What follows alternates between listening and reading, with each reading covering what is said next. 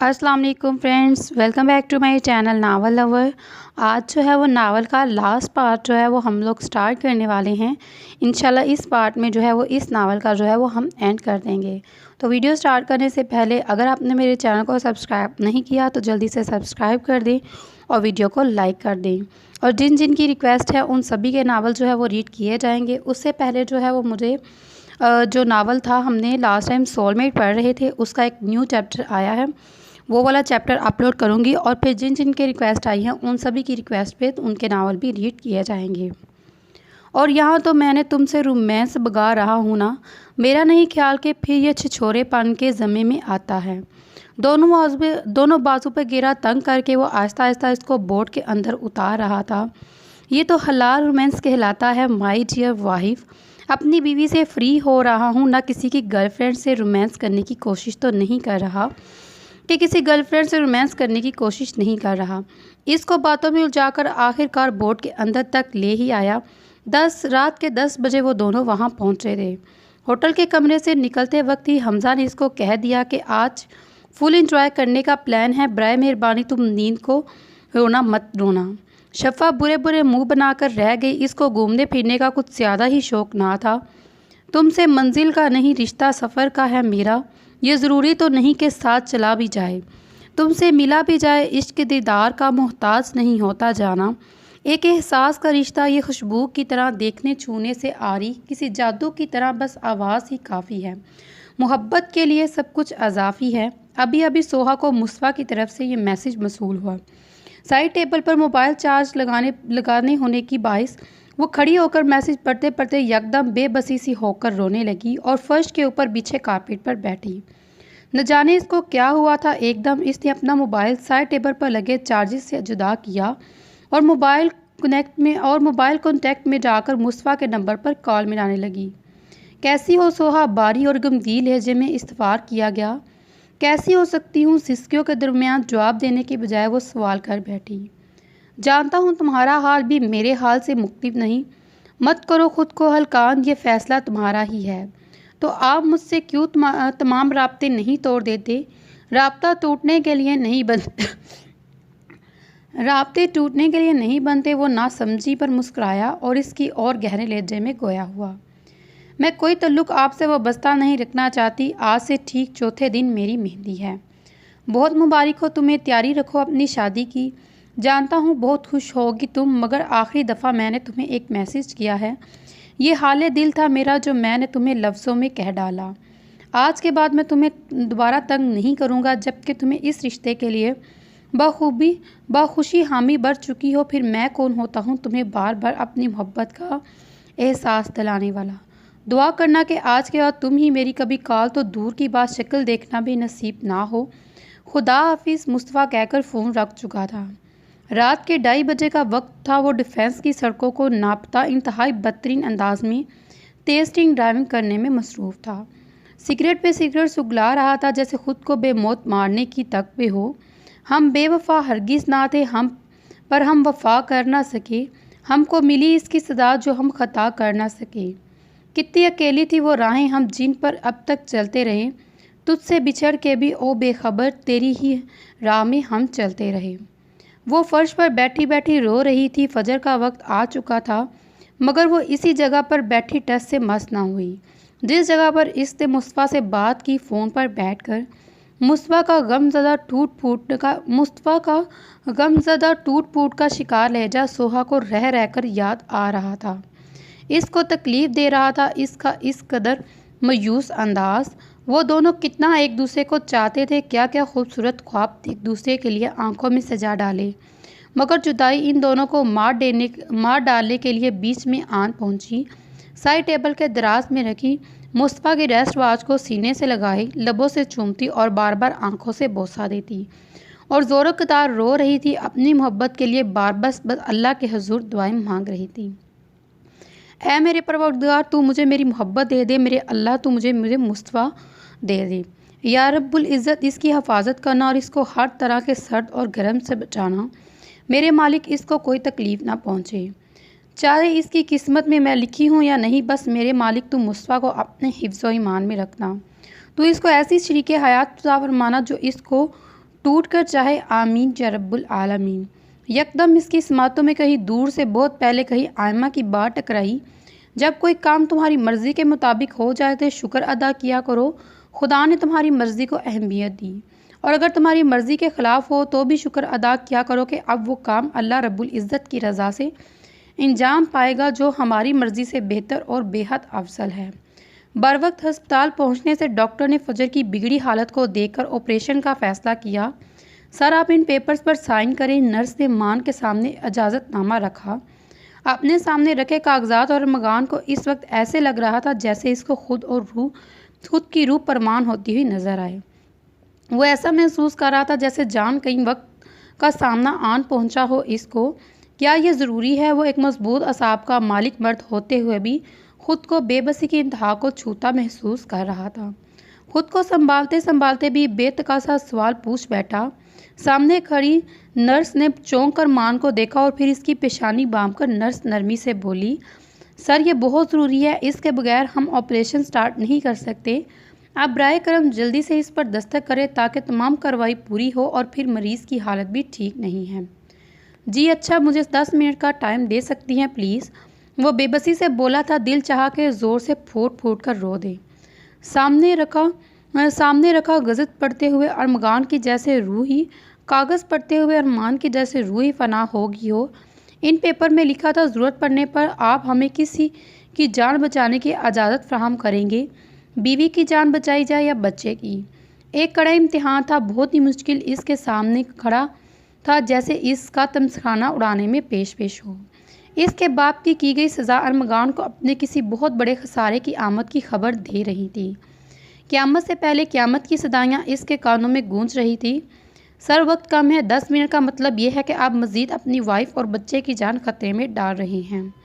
आप मज़ीद रिस्क की तरफ जा रहे हैं। नर्स अरमगान के चेहरे को अफसोस से देखकर गोया हुई और वो बिखर रहा था। रंज इसके चेहरे की वीरानी से वाजिया थे। ऐ मेरे खुदा मेरी मदद फरमा। फिर यकदम मानी ने काउंटर पर रखे पेपर्स के ऊपर धीरे कलम को अपने लर्जाते हाथों के परों में जकड़ा। बीवी को बचाने वाले खाने में इसने दस्तक किए और आंखें बंद थी इसकी, मगर एक नन्हा सा मोती आंखों से लड़खा। वो बगैर कुछ बोले खुद पर जब्त के खड़े पहरे बांधे लब बीचे कागजात नर्स की तरफ बढ़ा गया। शुक्रिया सर, अल्लाह सब बेहतर करेगा। प्लीज़ मेरी वाइफ और बच्चे दोनों को बचाने की कोशिश कीजिएगा। मुझे मेरी जान से अजीज़ हैं दोनों। वो मुझ जैसे नर्स को इस वक्त अपना मोहसिन तस्वर कर रहा था, करब से चूर लहजे में गुजारिश कर रहा था। इंशाल्लाह सर, जो अल्लाह का हुक्म होगा, मगर हमारी सबकी पूरी कोशिश होगी कुछ ही देर में आपकी बीवी और आपका बच्चा जीता जागता आपके सामने हो, आपके हाथों में हंसता खेलता हो। आमीन सुम आमीन, अरमगान ने आवाज़ बुलंद आवाज़ में कहा। माँ नन्ही गुथनी को फजर की तरफ बढ़ा कर खुद पायनी पर टेक गया। तुम्हें बहुत बहुत मुबारक हो, अल्लाह ने हमें बेटी की रहमत से नवाजा, बिल्कुल तुम्हारे जैसी है, ये देखो इसको। गम के बादल छर चुके थे, अल्लाह ने इन पर अपनी रहमत की। वो खुशी से चहक रहा था। अल्लाह आपको भी मुबारक करे और हमारी बेटी का नसीब अल्लाह रब्बुल इज़्ज़त बहुत अच्छा करे, फजर ने माथे से चूह लहजे में कहा और साथ ही अपने हाथ बढ़ाकर नन्ही परी को मान की शफीक बाजुओं में अपनी गोद में लिया। नन्ही गुड़िया को अपने चेहरे के करीब ले जाकर फजर ने माथे से चूर जज्बा से हर दर्जा नडाल सी होकर अपनी बेटी के चेहरे पर बोसा डाला, जबकि कुछ देर पहले वो अरमगान को सख्ती से मना कर रही थी, इसके चेहरे पर प्यार मत करो, मगर माँ ने इसकी एक ना सुनी और चटाचट अपनी गुड़िया के चेहरे पर शफ़क़त भरी मोहब्बत कर डाली। फजर के एहसास बहुत मुख्तलिफ थे। इसको ऐसा लग रहा था ज़िंदगी में जितने दुख इसने उठाए, इसकी औलाद ने इसके तमाम दुखों को मुदावत कर दिया। इन दोनों के चेहरे पर इस वक्त सिर्फ अपनी औलाद के दुनिया में आने की खुशी रखसा थी। कोई गम कोई दुख ढूंढने से भी चेहरे पर नहीं मिल रहा था। मान हम अपनी बेटी का ख्याल बहुत रखेंगे, ये हमारी गुड़िया है। मैं अपनी बेटी के मामले में किसी सगे रिश्तेदार पर भी एतमाद नहीं कर सकती। ये कांच की गुड़िया है, मेरी ज़रा सी खराश लगने से भी टूट जाएगी। प्लीज़ मान मुझसे वादा करे, कुछ भी हो जाए हम अपनी बेटी के साए की तरह इसके पास बैठे रहेंगे और इसको कभी भी बड़ी दुनिया में तन्हा नहीं छोड़ेंगे। बिल्कुल फजर, तब ही तो अल्लाह ने हम तुम्हें ज़िंदगी दी है। वो चाहता है कि तुम अपनी बेटी की परवरिश अपने हाथों से करो, वरना तुम्हारी हालत जो थी गुजरे हुए वक्त 4 घंटे ऑपरेशन थिएटर में तुम ज़िंदगी और मौत की जंग लड़ रही थी, तुम नहीं जानती मैं किस तरह पल पल मरा हूँ, और इस पूरे वक्त में वो इसके आंसुओं को अपनी उंगलियों के परों पर समेटते हुए मोहब्बत भरे लहजे में गोया हुआ। मैं अपने बाप के लिए बहुत शर्मिंदा हूँ, मुझे माफ़ कर दो। वो नादिम सा फजर के सामने हाथ जोड़ने को था जब यकदम फजर ने अपने बाएं हाथ से इसके माफ़ी के लिए बड़े हाथों को थामा। शर्मिंदा मत हो, इन सब ने तुम्हारा क्या कसूर, मगर मान प्लीज़ इस शख्स को इसके अंजाम तक पहुंचा दो। ये मेरी इल्तिजा है, अगर तुम मुझे ज़िंदगी में कभी सुकून देना चाहते हो। फजर, तुम जानती हो बाबा की टांग में गोली लग गई है।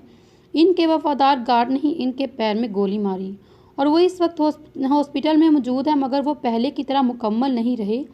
इनका एक पैर डॉक्टर ने काट दिया है, क्योंकि बर वक्त हॉस्पिटल ना लाने के बाद डॉक्टर कुछ ना कर सके और पाँव काटने की नौबत आ गई। जब अल्लाह ताला नाफरमानों की दराज रस्सी को खींचता है तब बेशक इसका कहर नाजिल होता है। बुराई का खात्मा एक न एक दिन होकर ही रहता है। खुदा के यहाँ देर है अंधेर नहीं। मेरा कामिल ईमान है अपने खुदा पर, और मुझे पता है कि एक न एक दिन जालिम को इसके किए की सज़ा ज़रूर मिलेगी। मान क्यों सज़ाए मौत क्यों नहीं, वो शख्स इसी के काबिल है। वो एक दफ़ा फिर से भड़क उठी।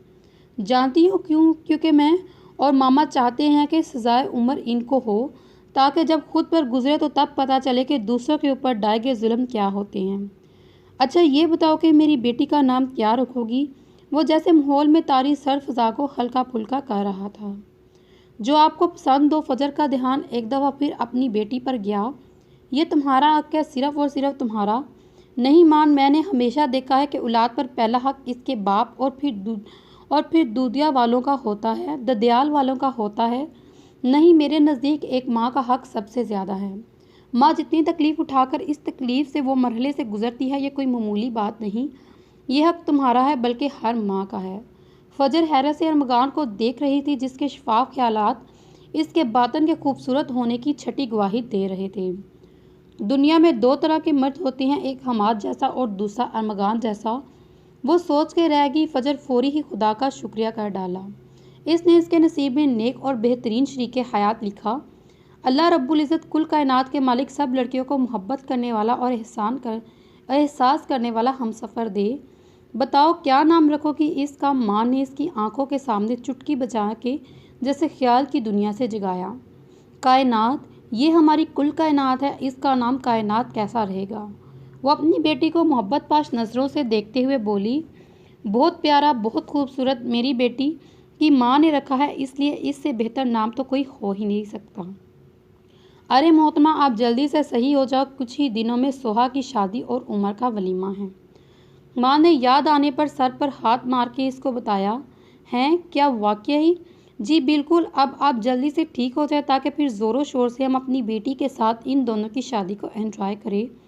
वो मायनी खेत से कहता आंखों में शरारत लिए जुमला अधूरा छोड़ गया। आज मेहंदी का फंक्शन था सोहा और खमीज़ा की। उमर लाइबा को बेडरूम में लेने आया था, मगर लाइबा को बुखार में तपता देख यकदम थक गया। वो नफीस से गोटे के काम वाली काही ग्रीन पशवास, इस पर मेहरून रंग का बनारसी चौड़ीदार पजामा और इस पर पीला और हरे मेहरून रंग के इम्तिजाज का नफीस से फुलकारी के काम हुआ दुपट्टा, साथ मैचिंग खुस्सा पहने गजब डाल रही थी। लम्हे भर के लिए उमर इसको देखकर मबहूस सा हो गया। बस मैं तैयार हूँ। लाइबा ड्रेसिंग टेबल पर झुकी हुई थी, शीशे में देख के मेकअप के नाम पर लबों पर हल्की सी गुलाबी रंग की लिपस्टिक लगा रखी थी। उमर का गमगीन मगर इसकी तबीयत के लिए हद दर्जा फ़िक्रमंद लहजे को महसूस करके वो कदरे बुखलाई और फिर उमर का इसके सजे सवरे सरापे पर पहली नज़र डाल के यकदम ठक्कर थम जाना लाइबा को हया से पलों की जालर गिराने पर मजबूर कर गया। दुल्हन की तरह हर फुलकारी का दुपट्टा अधूरे ओढ़े वो जैसे हूरों का हुस्न चुराए हुए थी। वो उमर को इस तरह मोहब्बत लुटाती नज़रों से खुद को देखता पाकर अपनी नाजुक मखरूती उंगलियों को मरोड़ने लगी। उमर की मौजूदगी इसके बेतना बुखला रही थी, क्योंकि वो इतना कभी तैयार होकर उमर के सामने नहीं आई आज तक, और फिर दूसरा ये कि उमर इसको लेकर हद दर्जा एहसास फिक्रमंदी वाला आदि था। वो उमर को देख के इस कदर बुखलाई के आई लाइन्स के लिए बड़ा हुआ हाथ बेध्यानी घबराया और दोबारा से लब ग्लुक उठ गया। लाइबा अच्छी तरह जानती थी अगर उमर भी ज़रा सा इसके वजूद में बुखार की वजह से होने वाली हरारत को महसूस कर ले, वो सब कुछ छोड़ छाकर इसको तिम्मेदारी में लग जाएगा। पिछले कई दिनों से वो लाइबा से बिल्कुल भी बात नहीं कर रहा था सिवाय ज़रूरी बात की, जैसे दवाइयाँ और तबीयत के मुतल्लिक दरियाफ्त करना, और इसके अलावा कोई फालतू बात वो लाइबा से करने से मुकम्मल तौर पर गुरेज कर रहा था, जिससे साफ जाहिर था कि वो लाइबा को सज़ा दे रहा है, इसके लिए इसके किए की नाराज़गी जता रहा है इससे शदीद। कई दफ़ा वो इसको मनाने की कोशिश कर रही थी, जब कोशिश करती या तो उमर करवट बदल कर सो जाता दूसरी तरफ, या फिर कमरे से वॉकआउट कर जाता। वो इसको मौका ही नहीं दे रहा था एक्सक्यूज़ करने का। उमर की बेरुखी और नाराज़गी सह सहकर वो थक चुकी थी। कई दिनों से उमर का रवां रुखा पुखा सा रवैया इसको बेतकलीफ़ दे रहा था। फिर वो हर तरह इसको मनाने की कोशिश भी कर चुकी थी, मगर इम्तिहान था कि ख़त्म होने का नाम ही नहीं ले रहा था।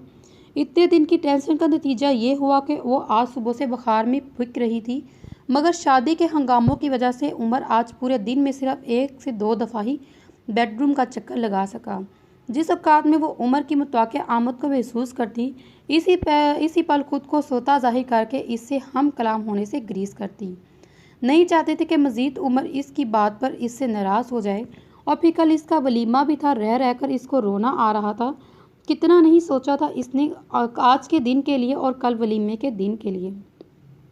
क्या हुआ, कंफर्टेबल फील कर रही हो? तुम्हारी तबीयत ठीक नहीं लग रही? नहीं नहीं, मैं बिल्कुल ठीक हूँ। दिख रहा है कितनी ठीक हो। उमर बिल्कुल इसके मुकाबिल आन खड़ा हुआ और इसके चेहरे को अपनी नज़रों के हिसार में कैद करता ठहर ठहर कर गमगीन लहजे में बोला, जानती हो लैबा, हम जिनसे मोहब्बत करते हैं ना, इनको छोटी सी बात और बेतबारी दिल तोड़ भी देती है, और ज़रा सी मोहब्बत और एहसास रेज़ा रेज़ा दिल जोड़ भी देती है। मैं कैसी लग रही हूँ मेरी आंखों में? अगर तुम एक दफ़ा देख लो फिर ये शायद सवाल तुम आइंदा ना करो। मैं समझी नहीं क्या मैं अच्छी नहीं लग रही? वो हरसां हुई। उमर ने इसको शानों से थामकर इसका रुख ड्रेसिंग टेबल की तरफ मोड़ा। लाइबा ने बेख्तियार से सफ़ेद कुर्ता शलवार ज़ेबतन किए उमर को देखा। हल्की बड़ी शेव, सुनहरा गंदवी रंग, इस पर साथ ऊंचे लंबे कद का हामिल, बिला शोबा वो एक डैशिंग मर्द था। हो गया मेरा सर से पैर तक मुआयना, शरारती लहजे में कहता हुआ इसके शानों पर अपनी थोड़ी रखकर ड्रेसिंग टेबल के शीशे में झिलमिलाता अपने और इसके अक्स को मोहब्बत बाश नज़रों से देख रहा था। इस वक्त कहीं से भी ढूंढने से भी लाइबा को उमर के चेहरे पर पिछले दिनों वाली नाराज़गी नहीं लग रही थी। नहीं, मैं तो आपका कुर्ता और शलवार देख रही थी, बहुत अच्छा है। लाइबा पूरी तरह घबराई। पहले ही उमर की बोलती नज़रें इसको हद दर्जे पर पजल कर रही थी। लाइबा से हया के मरे अपनी पलकें उठाई नहीं जा रही थी। उमर के सामने इतने सजे संवरे अंदाज में मौजूद रहना इसको दुनिया का सबसे मुश्किल काम लग रहा था। बहुत शुक्रिया तारीफ का, बगैर बिल्कुल सादे सफ़ेद कुर्ते शलवार में मेरी बीवी को भला क्या अच्छा लगा, ज़रा हमें तो बताओ। क्या है, मुझे सताए तो मत आप। चेहरे पर हया की लाली फूट पड़ी। वो मज़ीद शोखा हुआ इसके चेहरे पर बिखरे कोसों फ़ज़ा के रंग को देखकर, और इसको ड्रेसिंग की चेयर खींचकर इस पर बिठाकर खुद लाइबा के मुकाबिल फर्श पर बैठ गया। अगर एक नज़र सामने मेरे और अपने जिलजिमा करते आईने में देखो, अक्स देख लो, तो खुद को कभी अधूरा महसूस नहीं करोगी। इसके मरमरी हाथों को अपने मजबूत हाथों के हिसार में लेता, साथ ही दूसरे हाथ में इसकी थोड़ी ऊंची करके शीशे में इसका अपने साथ 2 आश्ता मकता रूप सरोपा दिखा गया।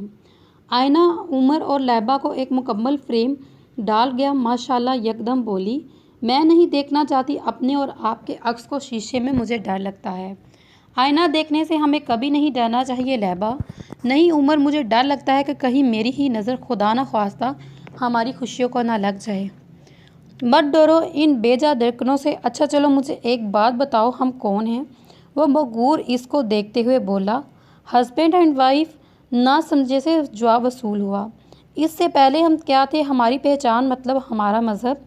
इसकी मासूमियत से दे गए जवाब पर मुस्कुराया और फिर वाजिया किया अपने पूछे गए सवाल को। ये भी कोई पूछने की बात है? भला बेशक हम मुसलमान हैं।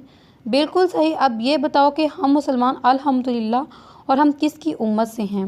वो इसके चेहरे के तासुरात जांच रहा था। लाइबा समझ ही नहीं पाई इन सवालात का इस वक्त मकसद क्या है। हम हजूर अकरम सल्लल्लाहु अलैहि वसल्लम की उम्मत से हैं, और हमारा ईमान कुल कायनात के मालिक अल्लाह रब्बुल इज़्ज़त पे है। अब की दफ़ा वो उमर को न समझी ज़रूर देखते हुए मगर इसके सवाल को अच्छी तरह समझकर जवाब दे रही थी। बिल्कुल ठीक, अब मेरी बात खुद से सुनना।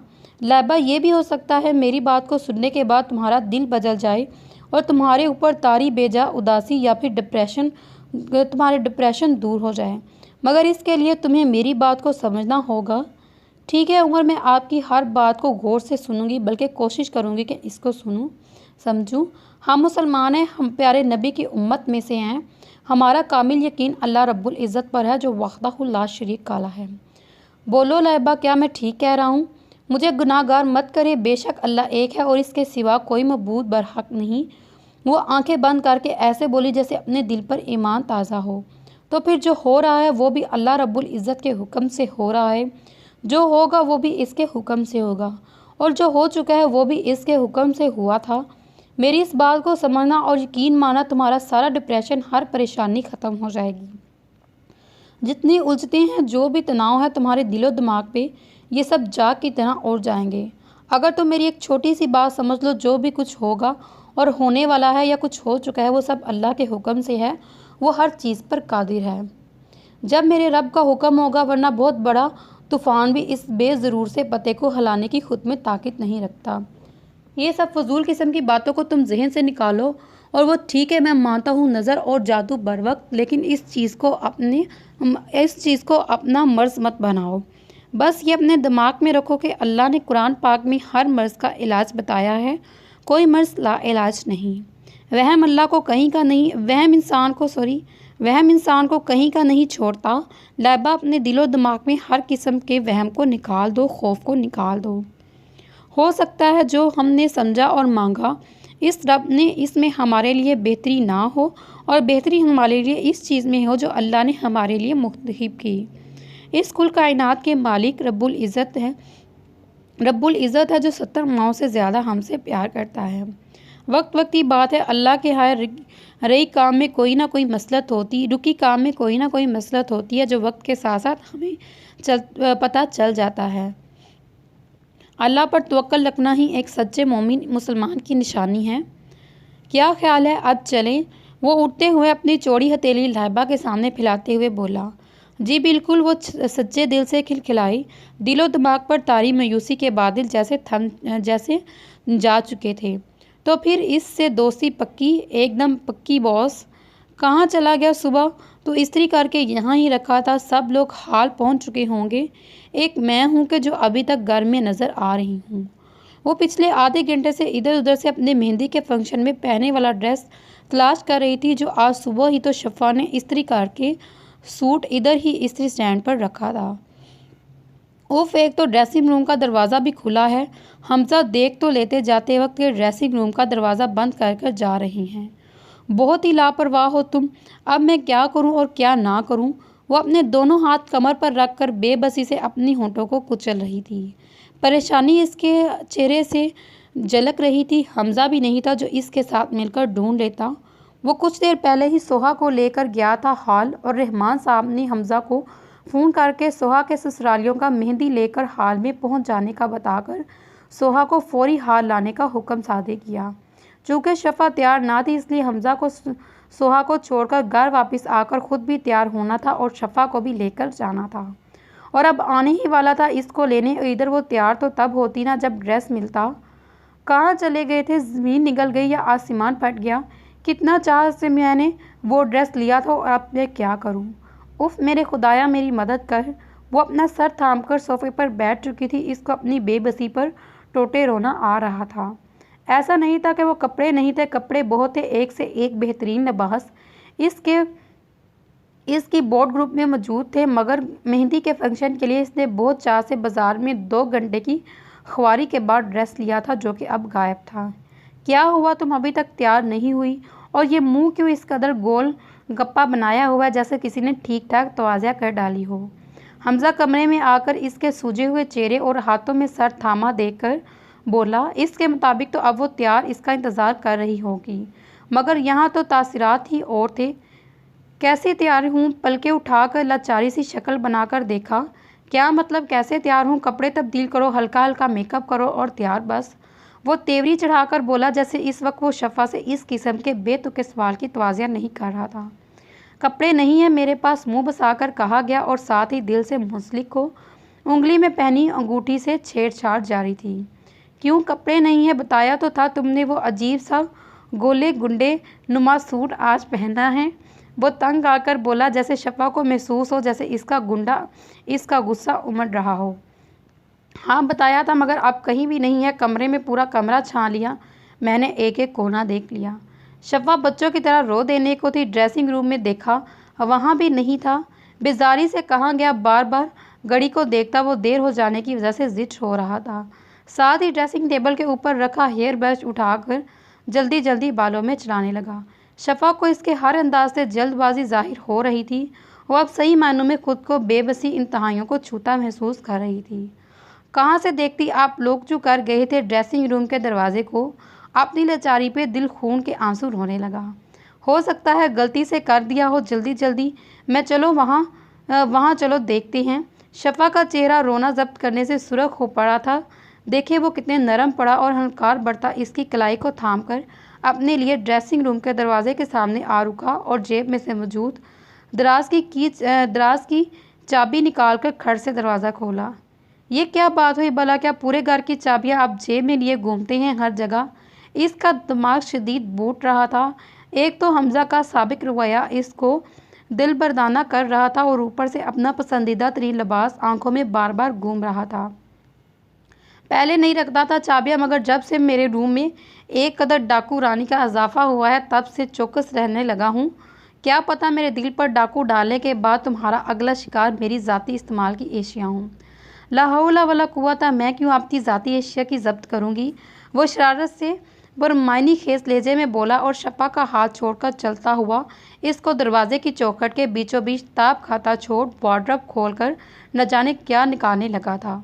और फिर जैसे कुछ ही लम्हों में इसको अपनी मतलूबा शय मिल गई, और या फिर वो दास्ताना देर लगा रहा जैसे कुछ अंदर मौजूद होने के बावजूद इसको नहीं मिल रहा था। हटो अब, मेरी अलमारी का क्यों बेड़ा बना रहे हैं? क्या तलाश कर रही हैं? क्यों सर दिए खड़े हैं इतनी देर से? शफ़ा नफ़रत करती आगे बढ़ी और जैसे ही अलमारी का पहले से वाप धकेल कर अलमारी के अंदर झांका, वो दंग रह गई। हैरत से चकरा कर रह गई। आंखों के सामने सितारे नाच उठे। ये किसका है? शफ़ा देज़ीबा सामने जलजलाती ऑरेंज रंग का अंगरखा देखकर चकराई, जो बहुत नफीस मगर बारीक कुंदन और नगियों से सजा हुआ बहुत प्यारा था, जिसका दुपट्टा डार्क पर्पल और माथे पट्टी ऑरेंज और हल्का दहानी रंग का था। दुपट्टा तारों से भरा हुआ था, जबकि प्लाजो दानी रंग का बनारसी फर्शी स्टाइल खूबसूरत से सिला हुआ था। मेरा है, ये मैं पहनूंगा आज। और देखो, इसके साथ मैचिंग ज्वेलरी और सैंडल भी ली हैं मैंने। बस एक मसला है जो तुम बखूबी हल कर सकती हो। बस मेरा मेकअप अब तुम कर देना, कैसा लगूंगा ना मैं इसमें? इसके बेतुके सवाल पर शदीद चढ़ गई थी। जाहिर सी बात है ये मेरा तो नहीं हो सकता, तुम्हारा ही है, झुंझला कर कहता वापस पलटने लगा जब शफ़ा किसी जंगली शेरनी की तरह इसके ऊपर रखी। इसका मतलब कि मेरा सूट खोया नहीं, बल्कि इसको तुमने गायब कर दिया कहीं। तुम हज़म कर गए हो ना मेरे ड्रेस को बगैर डकार मारे। नहीं छोड़ूंगी मैं तुम्हें, बचोगे नहीं तुम मुझसे। वो अब जाकर इसकी शरारत को समझी। इसकी शरारत को समझी। इतनी आराम से बेवकूफ़ बनाया जाने पर इसका दिमाग बिल्कुल बग से उड़ गया। जबकि दूसरी तरफ कुछ देर पहले तारी मसनूई संजीदगी का शायबा अब हमज़ा के चेहरे पर डूबने से भी नज़र नहीं आएगा। बच्चा? कौन से बच्चे? किस बच्चों का जिक्र कर रही हो? इतनी बड़ी खुशी की खबर तुमने मुझसे छुपाई। वो आंखें फाड़े लहजे में हैरत लिए बतीसी की नुमाइश करने लगा। हमज़ा की आंखें इस वक्त शरारतों पर आमादा थी। तुम बहुत ख़राब हो, बहुत परेशान करते हो मुझे। कोई खुशखबरी नहीं है, अब मज़ीद मत पकाओ और मेरा दिमाग चलो निकलो यहाँ से। यार, एक तो तुम्हारी प्रॉब्लम हल कर दी मैंने और बैठे बिठाए कितना देज़ीबा ड्रेस मिल गया तुम्हें, और तुम हो के एक नाशुक्री। वाह इसे, और ये शुक्र करती मेरी जूती। यार, वो जो तुमने लिया था ना, वो कुछ ख़ास तो क्या, ज़रा बराबर भी पसंद नहीं आया था, इसलिए वो वापस कर आया। और ये देखो मेरी ज़बरदस्त किस्म की चॉइस, कितना खूबसूरत ड्रेस है। और पता है ये वारदात दोपहर में की थी जब तुम पार्लर मेकअप करवाने गई थी। मेकअप करवाने नहीं, बुद्धू मेहंदी लगवाने और फेशियल करवाने। इसके चेहरे पर इंतहाई मासूमियत रक्सा थी। शफा इसके इस तरह से कहने पर खिलखिला के हंसी। इतनी मोहब्बत मिलने पर वो खुदा की बेहद शुक्रगुजार थी और ये एक मौजज़ा ही था। वो सितम मेहरबान बन बैठा था इसके लिए। मुस्तफ़ा, तुम क्यों जा रहे हो? तुम्हें नहीं जाना चाहिए वहाँ। क्यों खुद को अजियत देने के लिए वहाँ जा रहे हो? सिवाय तकलीफ़ के तुम्हें कुछ भी हासिल नहीं होगा। मेरी मजबूरी है जो मुझे जाना पड़ रहा है, वरना तुम्हारे बाबा को देखो, वो किस कदर तुम्हारी वजह से परेशान है। इन्होंने साफ इनकार कर दिया सोहा की शादी को अटेंड करने के लिए। मगर मेरा जाना ज़रूरी है मेरे बेटे। मेरा एक ही भाई है, ले देकर बड़ा भाई तो दुनिया ही से नहीं रहा। मैं अब एक माँ जाए से मुंह नहीं मोड़ सकती। मगर मेरे बच्चे, मैं तुम्हारी माँ हूँ, तुम्हारी भी मुझे इतना ही ख्याल है जितना कि अपने भाई का। ज़ैनब अब बेटे की उजड़ी हालत देखकर शदीद गमज़दा हुई। कोशिश कर रही थी इसको समझाने की, मगर वो एक ही बात पर ज़िद कर रहा था। वो सोहा की शादी में जाएगा, हर कीमत पर इसको इसकी शादी अटेंड करना मकसूद थी। इस वक्त भी मुस्तफ़ा खामोशी से लब बीचे ड्राइव कर रहा था। मेहंदी में पहुंचकर इसको ना जाने क्यों इतनी जल्दी थी। इंतहाई रिश किस्म की ड्राइविंग करता जल्द अज जल्द लॉन पहुंचना था। मैं आपका बेटा हूं, अम्मी खुद पर एहतियार है मुझे। मैं बस ये देखना चाहता हूं वो इस शादी को कितनी खुशी और कितना सुकून मिला है इसको मुझसे बेवफाई करके। आखिरी जुमला वो माँ के सामने नहीं बोला बल्कि खुद से दिल में गोया हुआ। खज़ीमा और इसके घर वाले मेहंदी लेकर आ चुके थे हाल में। खज़ाइमा स्टेज पर बैठा सोहा के इंतज़ार में था और इसके घर वाले हाल में मौजूद मेहमानों से मिल रहे थे। सुमेरा, मुझे रहमान का फ़ैसला नहीं समझ आ रहा। आयमा स्टेज पर बैठे खज़ाइमा को देखकर बोली, क्यों आप ही इतना अच्छा रिश्ता है, हर लिहाज से सोहा के लिए बेहतरीन है, फिर रहमान साहब की पसंद है। मैं आज पहली दफ़ा खज़ाइमा को देख रही हूँ। जिस रोज़ ये लोग अचानक मिठाई लेकर आए, इस रोज़ मैं ना थी इसलिए। मगर आपकी भी तो मजबूरी है ना। आपका अनाया के पास जाना भी ज़रूरी था क्योंकि वो आयशा आपी की बेटी जो निकली इसलिए। हाँ, मुझे बहुत खुशी हुई फ़जर को अपनी बांजी अनाया के रूप में देखकर। बेशक आयमा को जैसे ही पता चला फ़जर इनकी अनाया है और खैर से अब इनकी नन्ही गुड़िया भी दुनिया में आंखें खोल चुकी है, तो वो दिल के हाथों मजबूर होकर फ़ौरन हॉस्पिटल रवाना हुई। जबकि सुमेरा नहीं जा सकती थी इसके साथ क्योंकि खज़ाइमा के घर वाले मिठाई लेकर आ रहे थे। वो अगले दिन गई रहमान साहब के साथ। यही वजह है कि आयमा और खज़ाइमा पहली दफ़ा देख रहे थे।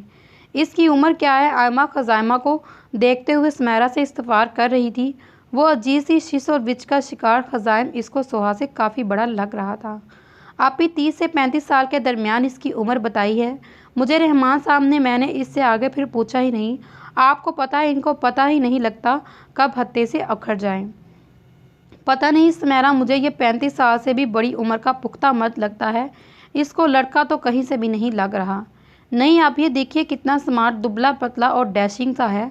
पता नहीं तुम्हें कहाँ से डैशिंग लग रहा है। इसकी काठी ऐसी है मगर इसके चेहरे पर मौजूद पुख्तगी और सख्ती गवाही दे रही है कि ये 35 से ऊपर का है। पता नहीं रहमान हमारी बच्ची के लिए यही बर क्यों मिला है। मुस्तफ़ा में क्या बुराई थी? कितना प्यारा बच्चा था, कितनी खूबसूरत जोड़ी थी दोनों की, चाँद और सूरज की। आयमा को रहमान के ऊपर उठकर गुस्सा आया। चलिए आप भी अपना दिल ना जलाएं। सोहा का नसीब, अरे आज गज़ल और अमगान वगैरह के आने का है। आयमा ने याद आने से पूछा। नहीं, गज़ल आपा से मेरी बात हुई। इन्होंने कहा कि कल सुबह अनाया का डॉक्टर से अपॉइंटमेंट है, इसको दिखाकर फिर सीधा यहीं पहुंचेंगी और फिर वलीमा करके ही जाएंगी। चलिए ये भी ठीक है। डॉक्टर से हर बात का इत्मीनान कर लेने के बाद आइंदा तो दिल में मुतमईन रहेंगे। वो देखिए मुस्तफ़ा और आपा भी आ गई। हॉल के अंदर दाखिल होते मुस्तफ़ा और ज़ैनब को देखकर वो दोनों खुशी से खिल उठी। उम्मीद नहीं थी मुस्तफ़ा आएगा, मगर इस वक्त मुस्तफ़ा ने आके वाकई बहुत बड़े ज़र्फ़ का मुजाहरा किया। सुमेरा की पलकें बेसाख्ता नम हुई मगर वो बुरी खूबसूरती से अपनी आंखों में आई नमी को वापस अंदर उतार गई। आयमा को तो इसने बहला दिया, मगर अपने दिल को कैसे बहलाती। वो अंदर से अपनी बेटी और मुस्तफ़ा के दुख में गुल रही थी। दोनों मोहब्बत में गिरफ्तार होकर अपनी मंजिलों को छू ना सके, मंजिल पर पहुंचकर भी सराप ना हो सके। दोनों के दिलों में एक तस्तगी सी पंजे गाड़ कर रह गई। तुम लोग किसके इंतज़ार में हो जाओ और सोहा को कोई स्टेज पर लेकर आओ। खज़ाइमा कितनी देर से इंतज़ार कर रहा है। रहमान साहब ने अपना हुक्म जारी किया। आयमा और सुमेरा को देखकर, हमें क्या परेशानी होगी, हम तो बस उमर और हमज़ा सोहा के दोनों भाइयों का इंतज़ार कर रहे हैं ताकि वो इसकी बालकनी में बिठाकर इसको चलाकर लेकर जाएं। रुको, मैं उमर को फ़ोन करता हूँ। रहमान साहब जुल्स कर बोले, कहाँ हो यार तुम, अभी तक क्यों नहीं आए? पता भी है कितना लेट हो गए। दत्त तेरे की सारी मुसीबतें अभी नाजिल होने थी। वो गुस्से में फ़ोन काट कर बोला, क्या हुआ रहमान साहब, सब ठीक है ना? हाँ सब ठीक है, आपके बेटी की गाड़ी का टायर पंचर हो गया, इसको मज़ीद 1 घंटा लगेगा। अब दूसरे शेर दिल को फ़ोन करता हूँ, वो क्या कहता है ज़रा इसकी भी तो सुन ले। रहमान साहब चिढ़ चुके थे और साथ ही हमज़ा के मोबाइल की कॉल करने के बाद, हमज़ा बेटा तुम कहाँ हो, अभी तक क्यों नहीं आए? शाबाश, चलो तुम भी अपना टाइम लो, जितनी देर में जितना लेना चाहते हो लो। क्या हुआ हमज़ा, क्यों नहीं आए? स्मैरा ने अपनी हंसी जब्त करते हुए कहा, क्योंकि दूसरी तरफ होने वाली गुफ्तगू का अंदाज़ा दोनों को ही रहमान साहब के आप गोला तासरा से हो चुका था। गजरे लेने के चक्कर में आपके बड़े मसूफ जो हैं वो सिग्नल में बुरी तरह फंस चुके हैं। इनको पौना घंटा लग जाएगा पहुंचने में। रहमान साहब टाइम के पाबंद शख्स थे, मगर इनको चिपके सोहा और शफाफ मेजर साहब का लक़ब दिया जाता था। जिस टाइम का वो हुक्म जारी करते, ठीक इस वक्त की दुनिया इधर से उधर हो जाए, मगर इनको घर का एक एक फ़र्द भी देर करता नहीं मिलना चाहिए। क्या मैं आप लोगों की मदद कर सकता हूँ? बारी गमगीर आवाज़ इन तीनों की स्मायतों में टकराई। तीनों ने चौंक कर एकदम पीछे पलट कर देखा, जहाँ मुस्तफ़ा बड़ी हुई शेव, काला कुर्ता सफ़ेद शलवार और गले में लाल मफलर डाले, चेहरे पर हुनर लिए इनके जवाब का मुंतज़िर था। रत जगी इसकी आंखों में रकम थी और आंखों के नीचे हल्के इसके कई दिनों से बेख्वाबी की चुगली खा रहे थे। स्मैरा को अपना दिल जैसे सुकड़ता हुआ महसूस हुआ।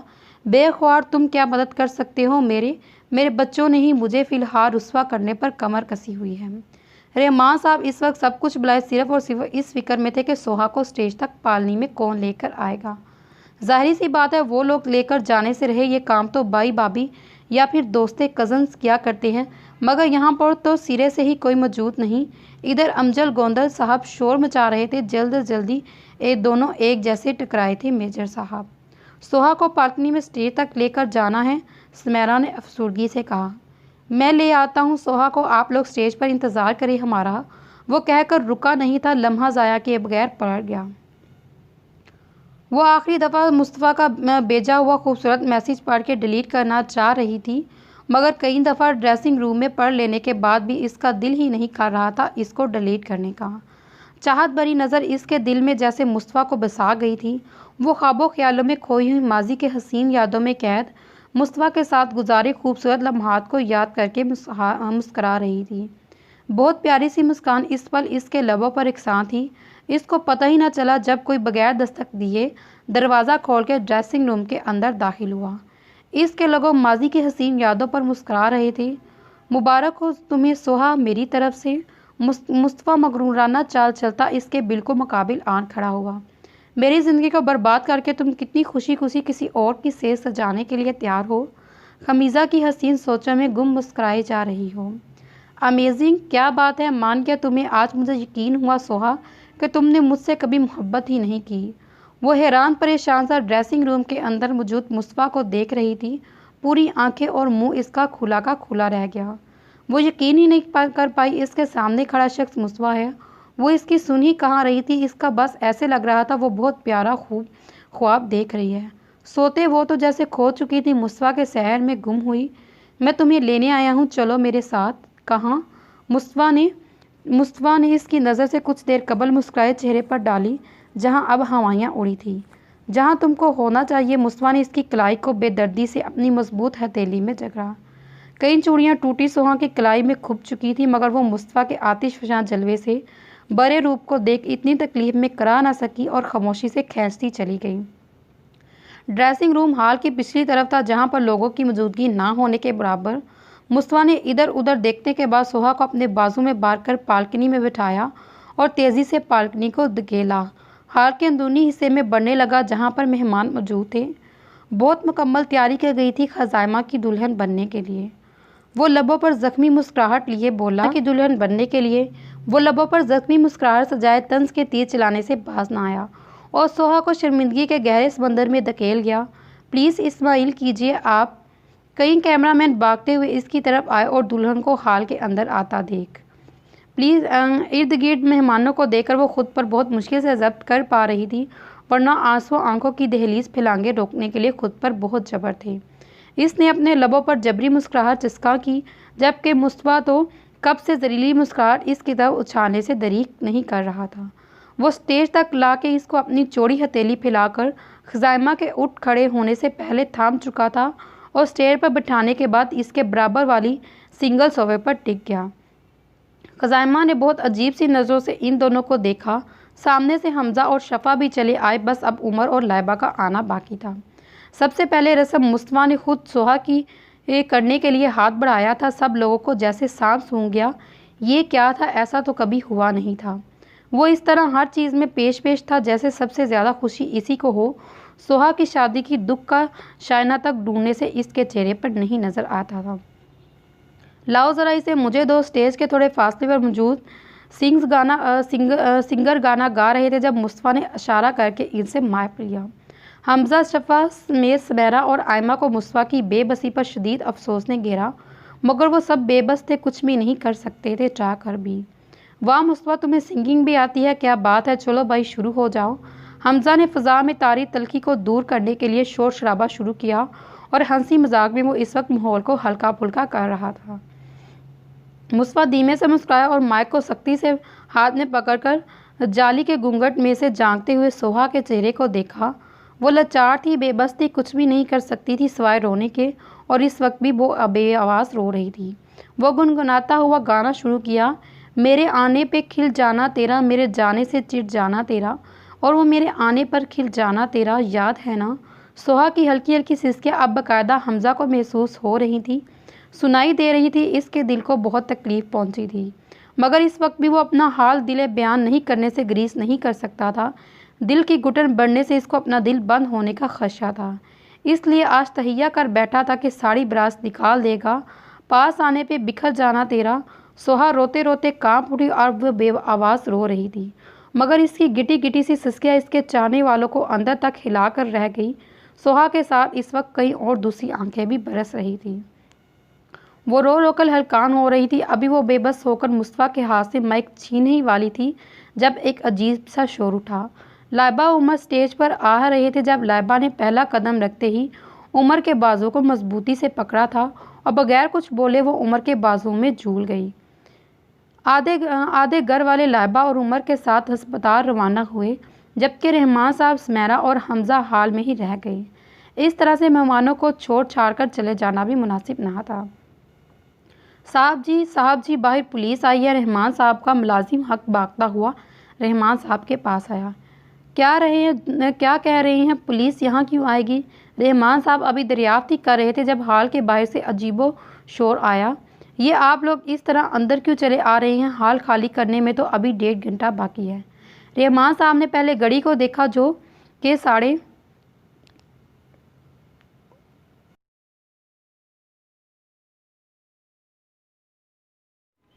जी साहब, आपने बिल्कुल ठीक कहा, अभी हाल का टाइम ख़त्म होने में वाकई 1.5 घंटा बाकी है, मगर किसी और के बंदे होने में ज़्यादा टाइम नहीं। वजह बिल्कुल टाइम ख़त्म हो समझो। अब तुम ये क्या तरीका है, मुंह उठाकर चले आ रहे हो? लगता है आपको पता नहीं ये बात कि किसके बेटे का फंक्शन है आज मेहंदी का, वरना आप इस तरह कभी भी यूँ नहीं आते, मेहमान की तरह नदाते हुए ना आए। पुलिस को आता देख अमजद गोंदल भी इन दोनों की तरह आन पड़ा और लहजे में हद दर्जा सख्त महरी थी। ये खजाइमा गोंदल ही की मेहंदी का फंक्शन है गार्बन, अगर मैं गलत नहीं हूँ तो आप इस तरह बाप के रुतबे पर फायज मिस्टर अमजद गोंदल हैं, या फिर अपने बेटे की तरह आपको भी लोगों का मुंह छुपाकर फिरना पड़ता है? बाखवार मैं अक्सवा नहीं रहा हम तुम्हारे साथ कुछ गलत करें। जिस कुर्सी पर तुम इतना अकड़ रहे हो ना, इस ओहदे से तुम्हें हटाने में मुझे चंद सेकंड लगेंगे। चुटकियों का काम है ये मेरा। अमजद ने दिल से कहा। अच्छा, वाकई आपने मुझे डराया। वैसे एक बात बताऊं, अगर आप चुटकियों में मुझे मेरे ओहदे से हटा सकती हैं तो मैं आपका भी बाप हूँ गोंदल जी। मैं लम्हा नहीं लगाऊंगा आपको हथकड़ियाँ पहनकर उम्र कैद करवाने में। बेटा तो मुझे बताओ क्या किया? खजाइमा ने कहा। रहमान साहब खुद को बड़ी मुश्किल से संभाल कर मायवा से गोया हुए, न जाने क्यों इनको किसी बहुत बड़े तूफान के आने का अंदेशा हुआ। आपके प्यारे दोस्त के बेटे ने जिस लड़की की जिस्म बेजा में रखा, वो भी कोई आम लड़की नहीं। इसका बाप आपके होने वाले दामाद जो कि अब मुझे पक्का यकीन है नहीं होगा के ख़िलाफ़ FIR कटवा कर गया है। ये क्या बकवास कर रहे हो? बकवास कर रहा हूँ डैड, ये झूठ बोल रही हैं। ये बहुत बड़ी साजिश है इसकी मेरे खिलाफ। खज़ाइमा स्टेज पर खड़ा होकर ज़ोरदार लहजे में जंगाड़ा। हाल में मौजूद सभी अफराद को जैसे सांप सूंघ गया।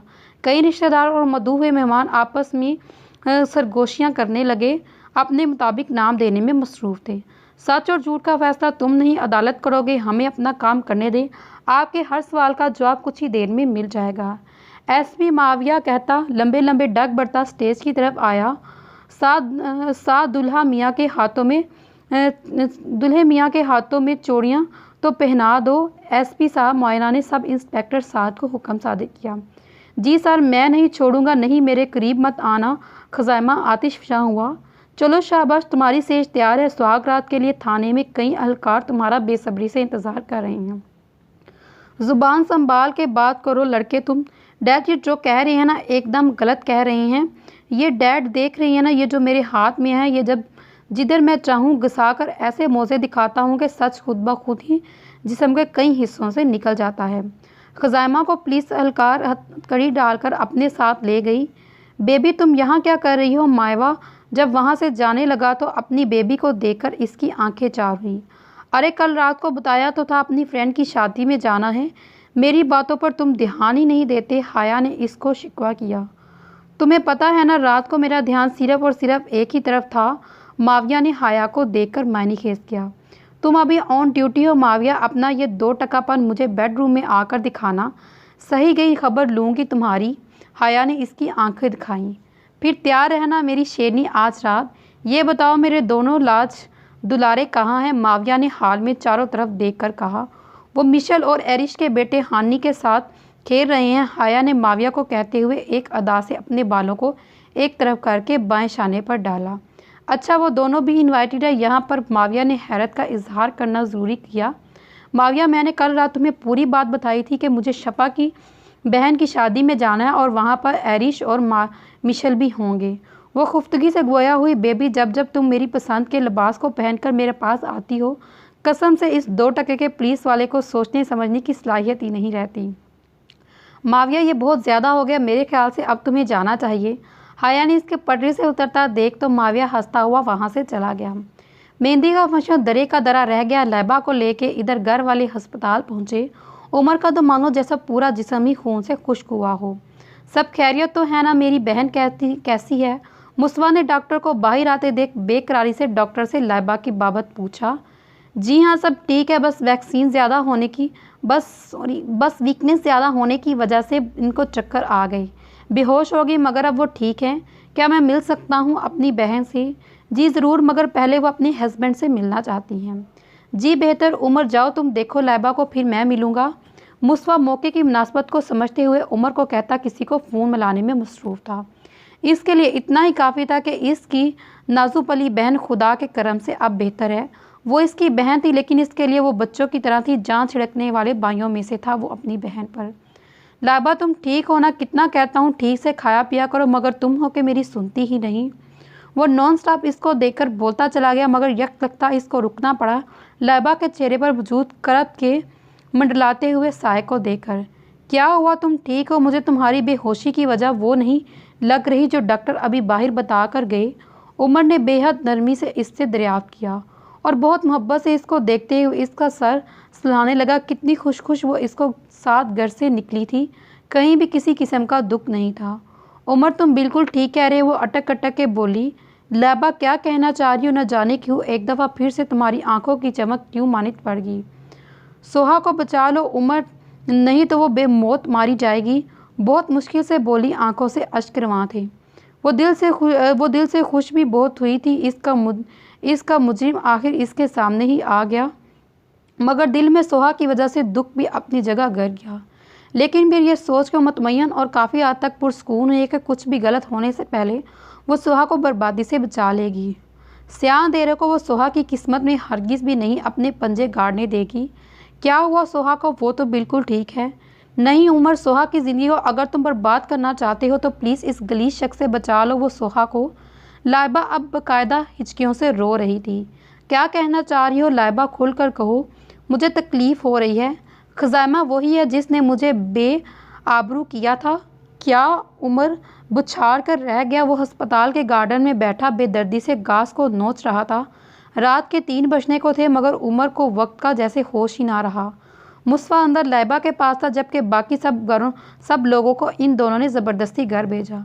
कई दफ़ा इसने रहमान साहब के नंबर पर कॉल भी की मगर अस्पताल में सिग्नल ना आने के बाइस ना कर सका। मैं अपनी बीवी का लिबास हूँ, फिर ये कैसे मुमकिन है कि मैंने जिस राज को अब तक अपनी जान से हिफाजत की इसको इतनी आसानी से सबके सामने खोल दूँ। मेरा खुदा लैबा मेरी शरीक हयात है तो इसको मेरे लिए हम सफ़र मुंतखब किया। मेरे अल्लाह मेरी बीवी को तूने एक दूसरे का लिबास करार दिया। फिर मैं कैसे सबको बता दूँ कि खज़ाइमा लैबा का मुजरिम है और एक करप्ट आदमी है। मगर सोहा को भी जाने बूझने अंधी खाई में नहीं धकेल सकता, नामुमकिन। मैं अपनी बहन की शादी हरगज़ किसी कीमत पर एक ऐसे शख्स से नहीं होने दूंगा। या अल्लाह मेरी मदद फरमा। वो ख़ुद को बिल्कुल लाचार महसूस कर रहा था। वो 2 कश्तियों में सवार था जो एक को भी नहीं डूबने दे सकता था। मुस्वा अभी अस्पताल से आने के बाद शावर लेकर बिस्तर पर दराज हुआ जब ज़ैनब हल्का सा खटखटाकर दरवाजे में आई। अम्मी आप कोई काम है मुझे बता दें, मैं आ जाता नीचे। आप क्यों आई? बेटा मैं जानती हूँ रहमान भाई ने तुम्हारे साथ बहुत गलत किया मगर खुदा के फैसले के आगे किसी की नहीं चलती। मुस्तफ़ा का सर ज़ैनब ने अपनी गोद में रखकर उंगलियों के परों से सुकून पहुँचाया। आप तहमीद ना बांधे, जो कहना चाहती हैं खुल कर कहें। वो चौंका था। सोहा की शायदी खज़ाइमा से नहीं बल्कि तुमसे हो रही है। अम्मी आप मेरा मजाक तो मत उड़ाएं। वो लेटने से उठ बैठा और हैरान होकर माँ को देखने लगा। मैं जानता हूँ वो आज किसी और के नाम लिख दी जाएगी हमेशा हमेशा के लिए, वो भी मेरी नहीं मुस्वा मेरे बच्चे, मैं क्यों तुम्हारा मजाक उड़ाऊंगी। सोहा की शादी आज शाम तुमसे तय होगी। ऐसा किस तरह मुमकिन है? अम्मी आप क्या कहना चाह रही हैं? खुलकर बात करें प्लीज़, मेरा मज़ीद इम्तिहान मत लें। आपकी बातें मुझे मज़ीद अजियत से दो चार कर रही हैं। नहीं मुस्तफ़ा बेटा, मैं जो कह रही हूँ वो एक एक हरफ सच है। खज़ाइमा बहुत बड़ा फ्राडिया निकला और मशकूक सरगर्मियों में भी मलबूस था। कल रात इसको मेहंदी के फंक्शन में से पुलिस अपने साथ हवालात में ले गई और रहमान भाई ने तो इस वक्त गोंदल साहब को साफ साफ लफ्ज़ों में शादी से इनकारी की। वो लोग अपना सा मुँह लेकर शोर शराबा करते हुए वापस चले गए। ज़ैनब ने सारा वाक़या कह दिया। तो अब मुझ में कौन सा मामू को जौहर नज़र आए जो शादी के लिए मान गए। ना चाहते हुए भी मुस्तफ़ा का लहजा तंज में डूबा। मुझसे आप क्या कहना चाहती है? तुम बेहतर जानते हो कि मैं क्या कहना चाह रही हूँ मुस्तफ़ा, और तुम्हारी भी तो यही ख्वाहिश है कि अल्लाह का शुक्र अदा करो इसने तुम्हारी दुआ कबूल कर ली। ठीक है, ये 2 ही लफ्ज़ से इसने अपने लोगों से महज अदा किए और कहता उठकर अपने कमरे से बाहर लिए लंबे डग बढ़ता चला गया।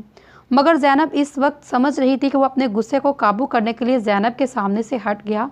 सोहा ने ज़ैनब का दोपहर में एमरजेंसी में ख़रीदा हुआ इसके लिए उरूसी जोड़ा तन किया। सबसे पहले स्पॉटलाइट की रोशनी में हमज़ा और शफ़ा हंसते मुस्कुराते कैमरा मैन की हिदायत के मुताबिक चलते हुए स्टेज तक पहुँचे। फिर उमर और लाइबा आंखों में एक दूसरे के लिए हसीन ख्वाब सजाए, लबों पर मुस्कुराहट लिए सरशाह से पहले मौजूद स्टेज पर शफ़ा और हमज़ा के बराबर आए। फिर बारी आई मान और अनाया की। इनको आता देख सब ने खूब शोर डाला। वजह मान की गोद में मौजूद नन्ही परी थी। आखिर में आए मोस्ट वेटेड जोड़ा मुस्तफ़ा और सोहा का। सोहा के चेहरे पर घबराहट थी जबकि मुस्तफ़ा का चेहरा सर्द महरी था। हंसी खुशी सब लोगों ने स्टेज पर धक्का मचाया और एक अमरा के लिए एक मुस्तफ़ा के लिए। अरे मिशेल, अरेश भाई कैसे हैं आप दोनों? जैसे ही अरीश हानी का हाथ थामता हुआ मिशेल के हमला दाखिल हुआ, हाया मुस्कुराती हुई इन दोनों के पास आई। अल्हम्दुलिल्लाह हम सब ठीक हैं। अरे हाया, तुमने तो अपनी काफ़ी वेट लूज़ किया, मुझे भी एडवाइस करो क्या करूं, दिन ब दिन वेट बढ़ता जा रहा है। हजाब ने अपनी परेशानी का जिक्र हाया को बोला। हाँ बहुत मुश्किल है। मैंने अपना वेट में तुम्हें देखकर सोच रही थी कि तुमसे पूछूं, क्या बशीर भाई का खून पीती रहती हो दिन रात? हाया ने हंसते हुए हजाब को कहा। मैं बशीर का खून क्या पीऊँगी, यहाँ तो पानी पीऊँ वो भी लग जाता है। वैसे हरूम, तुम अभी तक वैसी की वैसी ही स्मार्ट रही हो। हाया ने माविया की तारीफ़ करते हुए कहा। और ऐसे कम ही लम्हात होते जब वो इसकी दिल से तारीफ़ किया करती थी। पूरा कमरा गुलाब और पत्तियों के फूलों से सजा हुआ था। एक अजीब सा सहर तारी था, भीगी भीगी सी खुशबू थी। सोहा अपने ख्यालात में खोई हुई ये देख ही ना सकी कि मुस्तफ़ा वॉशरूम से फ्रेश होने के बाद हल्के फुल्के लिबास का ज़ेनतम किए अपनी नई नवेली दुल्हन से हम कलाम हुए बगैर कदरे फासला कायम करके बेड की बाएं जानिब लेट गया। अगर जो मेरा मुकम्मल एक्सरा हो गया हो तो बेहतर है कि तुम भी लाइट बंद करके लेट जाओ, खुद भी सुकून से सो जाओ और मुझे भी सोने दें। आप इस तरह से नहीं कर सकते मेरे साथ। सोहा सही मायनों में तंग आकर उठी और अपनी तंजील बेतना खिली इसको। वो कम अज़ कम मुस्तफ़ा से इस कदर का तो तल्ख रवैये की उम्मीद ना करती। मैं तुम्हारे साथ कमरे में आने के बाद ऐसा कुछ जहाँ तक मुझे याद पड़ता है अभी तक तो नहीं किया, तो फिर तुम ये शौक़ किसका मना रही हो? और ना ऐसा कुछ करने का मेरा कोई इरादा है। सो अपना मुंह सर लपेटो और सो जाओ।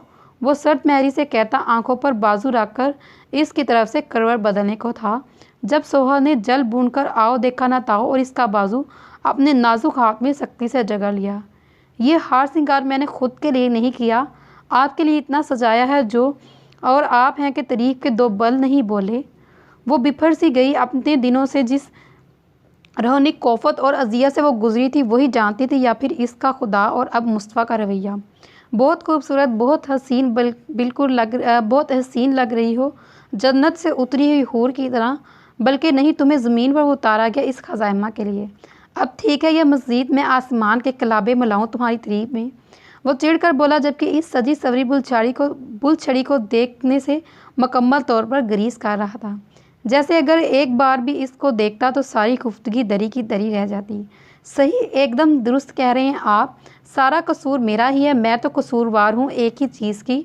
खजाइमा से तो मैंने ही तो मोहब्बत का अहदा पैमान भेजा था, प्यार की पतंगें उड़ाई थी। बल्कि नहीं, ये कहना बेहतर होगा, मैंने तो खुद ही इसको मोहब्बत में गोडे गोडे गिरफ्तार होने के बाद इसको रिश्ता भेजा, हाथ पैर जोड़े कि भाई साहब मुझसे शादी कर लो, मेरे घर मिठाइयाँ टोकरे लेकर आओ और रिश्ता पक्का करो।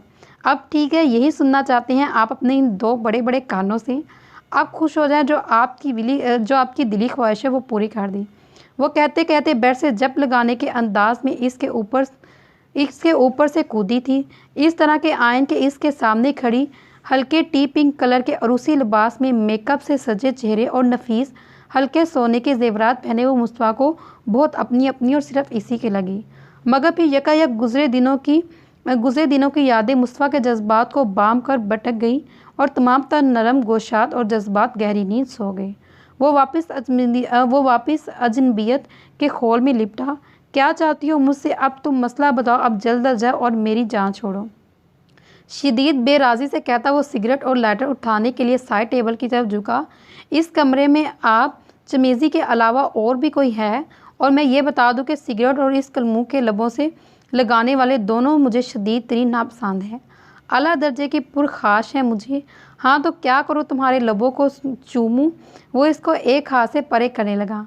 हाँ तो रोका किसने है? बेशक अमल से ज़िंदगी बनती है, जन्नत भी जहन्नुम भी।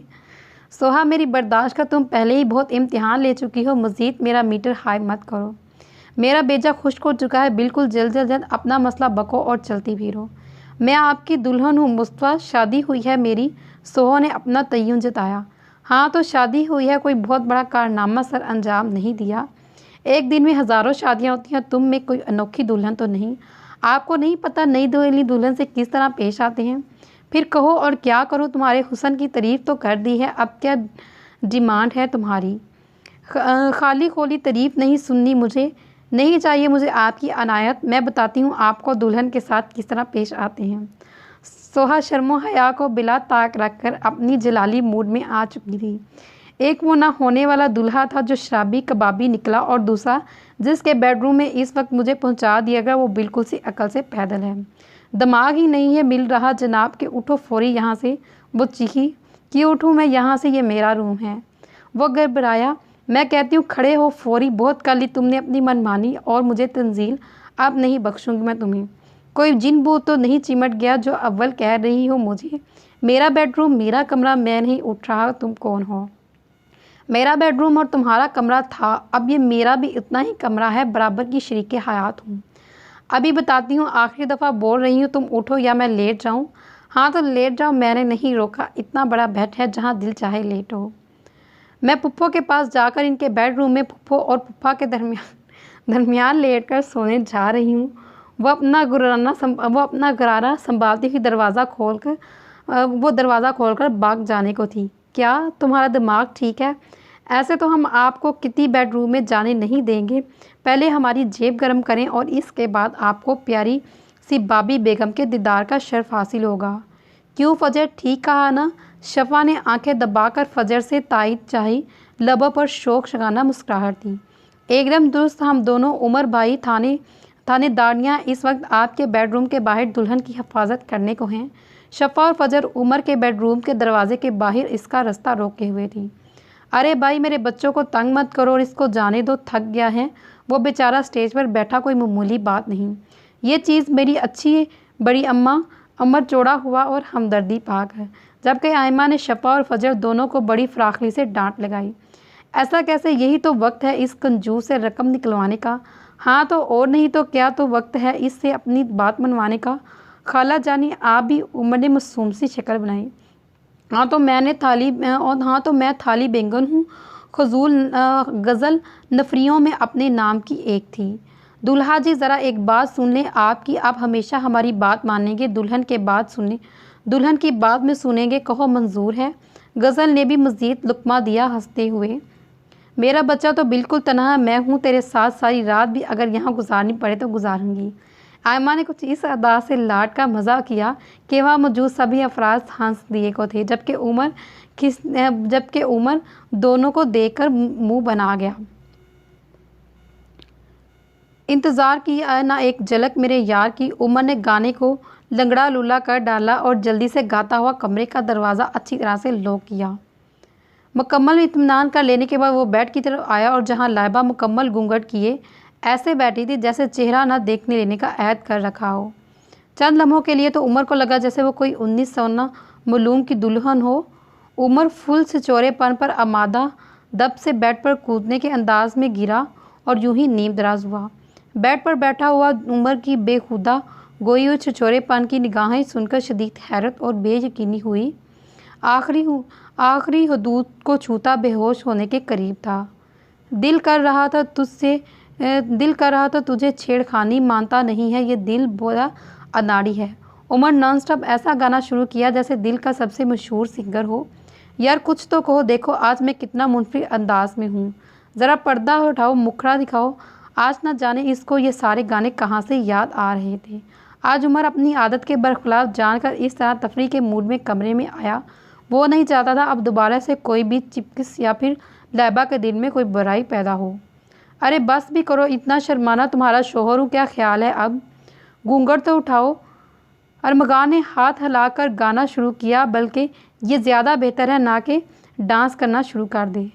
खोदा पहाड़ निकला चूहा घूंघट के अंदर से बजाय लाइबा के बरामद हुआ अरमगान और यकदम अपने दीदार का शर्फ बख्शा। उमर उछल के बेड से नीचे उतरा। वो दम खुद सा रह गया। भला दुल्हन की बजाय ये दुल्हन नुमा मर्द कहाँ से नमदार हुआ। उमर जैसे कुछ बोलने की हालत में ना रहा, इसकी तो सूद बुद्धि खो चुकी थी।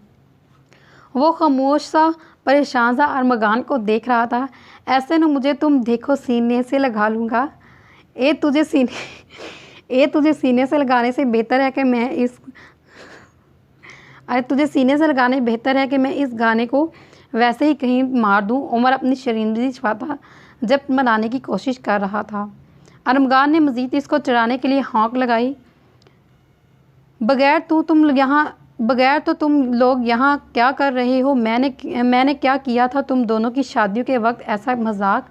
जल्दी से मेरे कमरे से तुम दोनों 9-2-11 हो जाओ और बताओ मेरी अमानत कहाँ है। इतनी देर से मुझे हार्ट अटैक आ जाना है, उमर ने हमज़ा को कहा और मगान को खून आशा नज़रों से घूरने लगा। आजा पिया, तुझे प्यार दूँ। हमज़ा ने अपनी हंसी जब्त करते हुए उमर के गुस्से का जवाब कोई बहुत ही फटे हुए गाने से दिया। भाई तुम भी इस छिछोरेपन में शामिल हो। खुदारा तुम लोग मुझे मेरी बीवी तक पहुँचाओ। मान ने कहा। आज वो बिल्कुल भी उमर को बख्शने के मूड में नहीं था। तो कैसे खुश रहेंगे अकेले? चल अब तुम तीनों कबड्डी खेलते हैं। माँ ने इसका हाथ पकड़कर दोबारा से इसको पकड़ा। ये ले भाई, अब आपकी दुल्हन आपके हवाले, खुश हो जाएं। शफा और फजर लाइबा को कमरे में छोड़कर चली गईं। जनाब अब क्या मैं खुद चलकर आऊँ? वो शौक लहजे में बोला। नहीं तो क्या पूरी बारात लेकर आऊँ? अच्छा ना चलो अब मूड को अपना सबकी तरफ से मैं सॉरी करती हूँ। लैबा ने हिना आलूदा हाथों जो कि चूड़ियों से सजी हुई थी कानों तक लेकर सॉरी किया। चेहरे पर बिला की मासूमियत थी। नहीं, इसे तो नहीं मैं मानूंगा यार, शोहर हूँ तुम्हारा और पिया को मनाने का हुनर भी सीख लेती इतनी देर से इन दोनों चुड़ैलों से। बीवियाँ तो न जाने क्या क्या पापड़ बेलती हैं अपने रूठे पिया को मनाने की। उमर प्लीज़, मुझे वो ख़ास ट्रिक्स फ़िलहाल नहीं पता, इसलिए मुझे तो माफ़ कर दे। वैसे भी रात बहुत हो गई है और थकन भी बहुत ज़्यादा है, मैं तो चली चेंज करने। क्या क्या कहा, फिर से ज़रा कहना। वो खशमीन लहजे में कहता चटक उठता, चेहरे के तेवरात बिगाड़े। यही कि मुझे नींद आ रही है। वो अब्बासी लेते आंखों में मज़ीद नींद का खमा लिए वाकई ही नींद में झूम रही थी। आओ तो फिर मैं तुम्हें लोरी देकर सुलाता हूँ बहुत अच्छी तरह, वह कहता हुआ इसकी तरह बड़ा और एक जड़ से इसके बाजू में भरकर फूलों से सजी सेज तक ले गया। उमर प्लीज़, मैं थक गई हूँ। फिक्र नहीं करो, तुम्हारी थकन खुद में समेट लूँगा। उमर ने इसकी कपकाते लबों पर अपनी शहादत की उंगली रख दी। कुछ मत बोलो, बस इन लम्हात को महसूस करो और बहक ना जाओ तो कहना। बोझल लहजे में कहता आहिस्ता से अपनी शहादत की उंगली लैबा के सुर्ख रिखसार को छू दिया। मैं तुमसे आज खुदा को हाजिर नाजिर जानकर अपनी पकीज़ा मोहब्बत का इकरार करता हूँ लैबा, और मैं तुमसे मोहब्बत करने लगा हूँ। बहुत बड़े बड़े दावे हरगिज़ नहीं करूँगा। बस ये जानता हूँ जब से मेरा और तुम्हारा ये पकीज़ा रिश्ता वजूद में आया, मैं अपने ईमान से कहता हूँ सिर्फ तुम्हारा हुआ और तुम्ही को सोचता हूँ और तुम्ही से दिली वबस्ता हूँ। मेरा दिल तुम्हारे तलबगान बन बैठा है लैबा, क्या मुझे इजाज़त है तुम्हारी रूह समेत तुम्हारे वजूद की। लैबा इतने प्यारे करार और मोहब्बत पर दंग सी रह गई। तमाम तर हकूक़ का मालिक होने के बावजूद वो आज भी इसको इसकी इजाज़त के बगैर अपना जायज़ हक वसूल करने से गुरेज़ ना था। कितना प्यारा था वो, कैसे पकीज़ा और मुक़द्दस मोहब्बत की थी इसकी कि इसके जिस्म के बजाय रूह को चाहता था। मैं भी आज आपसे इकरार करती हूँ, मुझे सिर्फ आपसे मोहब्बत है। मैं आपकी और सारी ज़िंदगी आपकी मोहब्बत पर सिर्फ और सिर्फ कब्ज़ हूँ। तो फिर इजाज़त है, वो इसकी थोड़ी ऊंची करके बोला। लैबा ने शर्माकर हया से अपना हिना आलूदा हाथों से चेहरा छुपा लिया। उमर इसको खुद में समेट गया। कांच की गुड़िया की तरह वो इसको नरमी से संदल करता, इसको पोर पोर अपनी बेलुस मोहब्बतों की फोर से भिगो गया। बेटा, अगर 5 मिनट और वहाँ रुकते तो शामत पक्की थी। उमर हम दोनों का बेड़िया बना देता और हमारी बीवियाँ हमारी हालतों पर अफसोस करती। नहीं, तेरी भाभी बहुत मासूम है, वो तो बेचारी। अरे फजर भाभी, ये देखिए मानी भाई क्या कह रहे हैं आपके बारे में। हमजा ने किचन से चाय का कप लिए फजर को निकलते देखकर हाँक लगाई। यकीन है बहुत अच्छा ही कह रहे होंगे। फजर हमजा की शरारत भाम पर आंखों में मुस्कुराहट लिए मान को देख रही थी। नहीं भाभी, मानी कह रहा है कि आपको के हमजा की बात लबों में ही रहेगी, जो फजर ने जल्द अज जल्द इसका जुमला अचक लिया। मैं बहुत मासूम और सादा हूँ, कभी इसको गलत कहीं नहीं कह सकती। आपको कैसे पता? हमजा का मुंह खुला का खुला रह गया हमजा के इस कदर दुरुस्त अंदाज पर। मुझे तो और भी बहुत कुछ पता है। देवर जी ज़रा अपने बेडरूम में तो जाएं, शफा काफ़ी देर से वॉमिटिंग कर रही हैं। ओए हुए तो क्या जो मैं समझ रहा हूँ वही है ना फजर? अरमगान ने खुशी का नारा लगाया। जी हाँ बिल्कुल, खैर से आप ही की लाइन में आने वाला जनाब है। फजर खिलखिला के हंसी और मान का हाथ पकड़कर लॉन की तरफ निकल आई और इसका इरादा ताज़ा हो लेने को था। यार ये क्या बात हुई, एक कप चाय के लिए तुम मुझे लॉन में ले आई और मैं क्या खाली प्याली तुम्हें चाय पीते देखता रहूं? जनाब, ये चाय मैंने आपके लिए बनाई ना कि अपने लिए। फजर ने तेवरी चढ़ाई। तुम्हारा बहुत शुक्रिया। वो तारों भरे आसमान को देख रही थी। नहीं, कायनात के लिए बहुत खूबसूरत तोहफा तुमने मुझे दिया। तुम नहीं जानती फजर, जब कायनात मेरी ज़िंदगी में आई मेरी ज़िंदगी मुकम्मल हो गई। प्लीज़ मान, मैं इसको पूरी ख्वाहिश समझी। दादी जान, ताई और हम प्लीज़ वापस हवेली में जाकर रहें। कायनात के साथ वो उधर ही पली बढ़ेगी जहाँ हम दोनों का बचपन गुजरा। ठीक है, जैसे तुम्हारी ख्वाहिश, मगर मान प्लीज़ मुझे आइंदा ज़िंदगी में कोशिश कीजिएगा हमारे साथ नामी बेड़िया का दीदार करना नसीब ना हो और मेरी बच्ची पर इस शख्स का कभी परछावां भी ना पड़े। फजर, इनको इनकी एक सज़ा कुदरत ने दे दी है और आइंदा भी मिलती रहेगी। तुम अब बस अपने और हमारे बारे में सोचो। बस मान, मैंने बहुत सोच लिया। मैं अपने दिल इतना बड़ा कर सके कि हमार साहब को माफ़ करने की गुंजाइश निकल आए, मगर मैं ख़ुद को इस मामले में बेबस तसव्वुर कर रही हूँ। इन्होंने गलत किया और गलत का अंजाम इबरत पर है। फजर ने कहने के साथ ही मान के शाने पर अपना सर टिका दिया। बस अब पुरसकून होना चाहती हूँ, जैसे खुदा तेरा शुक्र है जो हमाद नामी दरिंदे को दुनिया के साथ इबरत का निशाना बना दिया। कोई आधे घंटे से वो वॉशरूम में वॉशन बेसन में मुंह दिए खड़ी थी। बदहाल सी उल्टियाँ किए जा रही थी। काफ़ी देर तक फजर इसकी पुश्त सहला रही थी। जब कुछ देर के लिए इसकी तबीयत संभली उल्टी तो वो इसको सहारा देकर बेडरूम में लाई। फजर के जाने के कुछ ही देर बाद एक दफ़ा फिर शफा का दिल मतला और वो वॉशरूम में भागी और मुंह पर हाथ रख दिया। हमजा खुशी से झूमता एक लम्हा भी ज़ाया किए बगैर कमरे में आया, मगर कमरे में शफा को ना पाकर परेशान हुआ। इधर उधर नज़र दौड़ाई तो ड्रेसिंग रूम के बराबर में थोड़ा फासले पर मौजूद वॉशरूम का दरवाज़ा हल्का सा खुला और नलके से पानी बहने की आवाज़ आ रही थी और साथ ही शफा के करने की भी वो धड़ा इधर से चल आई। शफा की तबीयत मज़ीद ख़राब होने के डर से वो कमरे में ठहरा नहीं था, इसलिए सीधा वॉशरूम में आ गया। क्या हुआ शफा, तुम ठीक हो? वो वॉश बेसिन के ऊपर झुकी उल्टियाँ करती शफा की पुश्त को परेशानी से सहला रहा था। हमजा को हर अंदाज से शफा को अपनी ज़ात के लिए फ़िक्रमंदी टपकती महसूस हुई और फिर कुछ ही देर में इसको सहारा देकर वो बेड तक ले आया। ठंडा ठार पानी का गिलास इसके साथ मुंह तक बढ़ाया। मैं ठीक हूँ, बस मेरे ख्याल से कुछ गलत खा लिया है जिसकी वजह से तबीयत ख़राब है। वो घबराई थी और फिर खुद को बामुश्किल संभाल रही थी। ऐसी ही बात है ना, कोई और मसला तो नहीं? अगर कहो तो अभी डॉक्टर के पास लेकर जाता हूँ या फिर किसी लेडी डॉक्टर को घर पर बुला लूँगा। हमजा बड़ी मुश्किल से चेहरे पर मसनूई संजीदगी तारी करके बोला और साथ ही रेस्ट वॉच उतार कर साइड टेबल पर रखी। नहीं, ऐसी कोई बात नहीं, मैंने कहा ना कुछ गलत खा लिया। डॉक्टर को फ़ोन करने की ज़रूरत नहीं। वो बड़ी मुश्किल से थूक निकल के गोया हुई चेहरे पर नन्हे पसीने के कतरे पड़े। नजरें थी कि हाया और झिझक के मारे हमजा से टकरा ही नहीं पा रही थी। शफा, आयु श्योर ना तुम ठीक हो? आंखों में शरारत के बहुत ही प्यारे रंग लिए वो मज़ीद इसको तंग करने से गोया हुआ। हाँ मैं ठीक हूँ, तुम बेला वजह परेशान ना हो। शफा बेदर्दी से अपनी मखरूती उंगलियों को मरोड़ते हुए अपनी तीन हमजा को मुतमय्यन करने लगी। हमजा को जैसे अब शफा पर थोड़ा तरस आया और अपनी हालत पर भी। वो अब तक शेरवानी ही में पहना हुआ था। मैं ज़रा चेंज कर आता हूँ, जाता तुम रिलैक्स हो जाओ। मेरे ख्याल से अब तुम भी कपड़े चेंज कर लो, परेशान हो रही होगी साड़ी को संभाल कर। पता नहीं तुम लड़कियाँ कैसे इतनी हैवी ड्रेसेस पहन लेती हो। वो इसको मोहब्बत पाश नज़रों से देखता हुआ उठ खड़ा हुआ। शेरवानी में मज़ीद अब इसका दम घुटने लगा था, इसलिए जल्द अज जल्द कपड़े चेंज करने गया। जब वो फ्रेश होने के बाद वॉशरूम से निकला तो शफा ड्रेसिंग टेबल के सामने खड़ी ज्वेलरी उतार रही थी। वॉमिटिंग कर लेने से इसका दिल हल्का फुल्का हो गया था। अब वो खुद को कदरे बेहतर महसूस कर रही थी।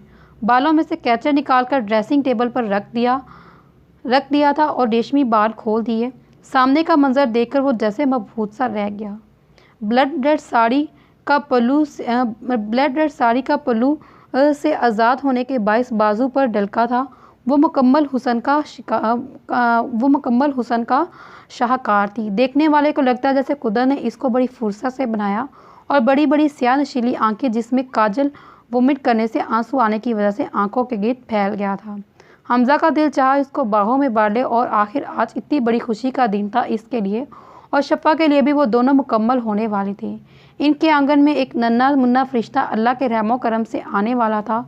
बाप बनने का एहसास इतना खूबसूरत था कि वो खुशी से फूले नहीं समा रहा था। शफा इसका इश्क, जुनून और दीवानगी बन गई थी, यह कहना गलत नहीं था। वो यकीनन हमजा के लिए इसकी ज़िंदगी का मरकज़ थी। हर शय अपनी जगह साकित और सहामत थी। वो खुशबू की तरह इसके आसपास महकती इसको शफायाब कर रही थी। ऐसा क्यों देख रहे हैं? आंखों ही आंखों में मुस्कुरा कर पूछा। हमजा आहिस्ता आहिस्ता चलता आंखों में मुस्कुराहट लिए बगैर कोई लबों से जवाब दिए इस तक पहुंचा और अपनी तेली से इसके शानों को मजबूत से थाम लिया।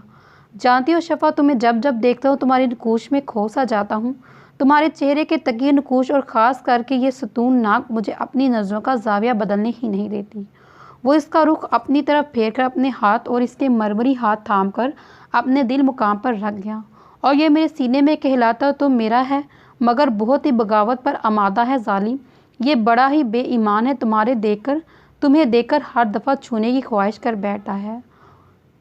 झिझक कर इसके लहजे से आया थी लबों की लर्जिश और वजूद का सट पड़ना इसके अंदर की बुखलाहट इसके प्यार को साबित कर रही थी। कहो जान हमजा, सुन रहा हूँ, कुछ कहना चाहती हो? मगर एक मिनट, क्या ये तुम्हारे चेहरे पर पसीना क्यों? एसी तो मैंने 18 टेम्परेचर पर ही चलाया है और फिर तुम इतने पसीने में क्यों? एसी के रिमोट से छेड़छाड़ करता इसको बघूर देखते मसरूफ़ और शरारत पर आबादा था। नहीं नहीं, मैं बिल्कुल ठीक हूँ, वो अटक अटक कर कह रही थी। चलो छोड़ो, मेरे पास एक गुड न्यूज़ है तुम्हारे लिए। क्या? शफा ना कुछ देर किए सुकून का सांस लिए अब बात इसने कुल पर ले जाकर छोड़ दी। मैं बाबा बनने वाला हूँ अनकरीब, वो मैनी खेत से कहता इसको कमर से थाम कर खुद से करीब कर गया। हाँ, वो शदीद हैरान हुई, मुँह खुला का खुला रह गया। आंखें जो कुछ देर पहले झुकी हुई थी अब वो टिक्की बांधे हमजा को देख रही थी। ओ तेरी, आपको कैसे पता? शफा के लबों से खुशी में बेसाख्ता फिसला, फिर यकदम अपनी हद दर्जा बेसकनी का अंदाज हुआ तो दांतों तले लब दबा गए। हाँ, तो जब तुम नहीं बताओगी तो मुझे तो पता चल ही जाना है। अब कहाँ कैसे कब और सबको छोड़ दूँ। बस ये याद रखो कि मेरी बेटी जब तक तुम्हारे वजूद में सांस ले रही है इसका बहुत ख्याल रखना और मेरी बेटी को ज़रा सी तकलीफ़ ना आए। लहजे को रौबदार बनाने की भरपूर कोशिश। अच्छा, बड़ा आए मेरी बेटी का ख्याल रखने वाले, मेरा बेटा होगा, मैं इसका ख्याल रखूँगी, देख लेना। शफा हंकार भरकर बोली और चेहरे पर आई शरीर सी लट को लबों से फूंक मारकर सीटी बजा के अंदाज में एक अदा से उड़ाया। अच्छा ऐसी बात है, चलो देखते हैं। हमजा ने कुशन उठाया और अब दोनों गुतगतम पिल्लू फाइट में मसरूफ़ थे। ये क्या बच्चों जैसी हरकतें हैं सोहा? शादी हो चुकी है तुम्हारी और अब तुम बड़ी हो जाओ तो बड़ों की जैसी बातें आप कर लेना। अगर शर्मा शर्मा का मेरा दुपट्टा चबाने से दिल भर गया हो तो। सोहा ने खामखा लेजे में कहते मुस्तफ़ा का हाथ झटका था। सही मायनों में इसने अपनी तेज रूठे सनम का दिमाग दुरुस्त करने की भरपूर कोशिश की और गुस्से में जल्दी से दरवाजे का हैंडल घुमाने लगी। कमरे से जाने की घर से इस वक्त सिर्फ और सिर्फ बपरी हुई शेरनी लग रही थी। तुमने पहले ही मुझे बहुत सताया है सोहा और बहुत ज़्यादा मेरे ज़ब्त को आजमा चुकी हो। अब तक बहुत बड़े कई इम्तिहान लिए हैं तुमने मेरे और मेरे सब्र की समझी। मज़ीद मुझसे किसी भी मुहाफ़त या नरमी की उम्मीद ना करना। मुस्तफ़ा ने भी अब की बार हिसाब बराबर किया। आखिर को इतने दिनों से एक कर्ब में गिरफ्तार था और सोहा को बातों से कहीं न कहीं इसका दिल को गहरी ठेस पहुंची थी। तो वो क्यों ना अपना दिल हल्का करता। दिल का गुबार निकालना भी ज़रूरी था, वरना रिश्तों में दरार पड़ जाती। मेरा रास्ता छोड़िए, मुझे अभी इसी वक्त पुप्पो और पुप्पा के बीच में जाकर सोना है। नहीं छोड़ूंगा। मेरे बेडरूम में आई हो तो मैं अपनी मर्ज़ी से ही तुम्हें जाने दूंगा। ऐसी कि तैसी आपकी मर्ज़ी। ये बात भूलिएगा, आपने मुझे फुलझड़ी का लक़ब दिया है माजी में, तो तुम ऐसे नहीं मानोगी। ऐसे कैसे? वैसे मुझे अब कुछ नहीं सुनना। मुस्तफ़ा ने भरपूर नज़रों से फूल लड़का तैयार बनी अपनी छोटी सी परखला को देखा और बगैर इसके लम्हे भर की भी मोहलत दिए मुस्तफ़ा ने यकदम सोहा की कलाई को अपनी मुट्ठी में कैद किया और एक झटके से इसकी कलाई को मरोड़कर खुद से बेहद नज़दीक किया। सोहा शदीद इस हद तक फ़िलहाल मुस्तफ़ा से ऐसे रिएक्शन की उम्मीद नहीं कर रही थी, इसलिए बगैर संभले लड़खड़ाती हुई मुस्तफ़ा के सोने चौड़े सीने से जा लगी। मेरे रास्ते से हटिए, मेरे रास्ते से, नहीं तो मैं आपकी ऐसी वरना मैं ऐसी आपकी वॉर्ड लगाऊंगी फूफो से कि ज़िंदगी भर आपको गोल्डन नाइट किसी ड्रामने ख्वाब की तरह याद रखेगी। पहले गोल्डन नाइट सेलिब्रेट तो कर लूँ अच्छी तरह से, फिर मैं खुद याद रखूँगा। अब वो मज़ीद मुझे रुस्वा मत करो, कम अज़ कम मेरे घर वालों के सामने मेरा बरम रख लो, शराफत से चलो। और बेड पर नहीं सोना तो ना लेटो। मैं कौन सा मरा जा रहा हूँ, सोफे पर सो जाऊँगा, बेशकीरी से बोला। नरम मगर दूस भरे लेजे में कहता वो सोहा को बाजू में भरकर सोफे तक ले गया और इस तरह वो अब बस इसके रहमो करम पर होकर रहेगी। तो ठीक है, आप मेरे एक सवाल का जवाब दीजिए। मुझे आप इतना बताएं कि क्या करती मैं आखिर? माँ बाप की इज़्ज़त को पमाल कर देती मोहब्बत के लिए। इस उम्र में इनके सरों में खाक डाल देती, जबकि बुढ़ापे में माँ बाप को औलाद की नेक कर्म से भी पहचाना जाता है। मोहब्बत है मुझे आपसे, बेशक आज भी है, कल भी है और हमेशा रहेगी, मगर मुझे तो क्या, मेरी दिली कैफियत को समझना ही कहाँ आज तक आपने। मैं अपनी मोहब्बत को गाली नहीं बनने देती। माशे की नज़र में मेरी मुक़द्दस मोहब्बत है, पकीज़ा मोहब्बत है और आपसे हर एक की ज़ुबान मुझे अपनी और आपकी मोहब्बत नीलाम करना हरगिज़ मंजूर नहीं। समझे आप? वो इसके चौड़े सीने पर मुक्कों की बरसात करते हुए बुरी तरह से बप्पा कर रो रही थी। मुस्तफ़ा इसको अपना ज़ब्त खोता देखकर मज़ीद नाराज़गी बरकरार ना रख सका और खुद से किए गए सोहा से खफा रहने का फ़ैसला दरा कर गया। सोहा को सिस्ता देख वो भी चुप हो गया। नहीं देख सकता इसके आंसू को शदीद। वह भी मुसलसल मुस्तफ़ा के चौड़े सीने पर मुक्कों की बरसात करने में मसरूफ़ थी। आई नो बहुत घुटन बढ़ चुकी है तुम्हारे अंदर गुज़रे शब रोज़ की वजह से। रो लो आखिरी दफ़ा, जितना रोना चाहती हो, दिल हल्का कर लो पूरी तरह से। आज के बाद तुम्हारे मेरे दरमियान कोई नहीं आएगा, ये मेरा वादा, यानी कि तुम्हारे मिस्टर पायलट का वादा। तुम्हारी आंखों में कभी आंसू नहीं आएंगे। वह सरगोशिया अंदाज में कहता इसकी पुश्त को थपकी देने लगा, जैसे अपने साथ का मुकम्मल एतमाद दे रहा। आप बहुत ख़राब है, मैं आपसे कभी बात नहीं करूँगी। न रूठेपन से सर करते हुए अरशाद फरमा गई। रोने की वजह से छोटी सी सतूरनाक सुरह हो गई, जो इसको दुल्हाना पर मज़ीद दो नाश्ता कर गई।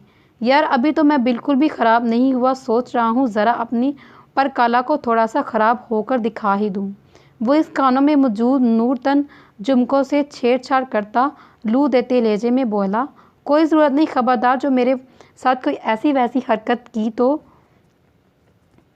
वो मुस्तफ़ा के इरादे बाम पर सटियाई और बुखला कर जो लबों पर आया कह गई, किसी कराटे मास्टर की तरह बाकायदा एक्ट भी कर गई, जिसको सुन और देख कर मुस्तफ़ा का जानदार कहका पूरे कमरे में गूंजा। मेरे साथ ज़्यादा फ्री होने की बिल्कुल ज़रूरत नहीं, ओवर स्मार्ट तो बिल्कुल भी नहीं।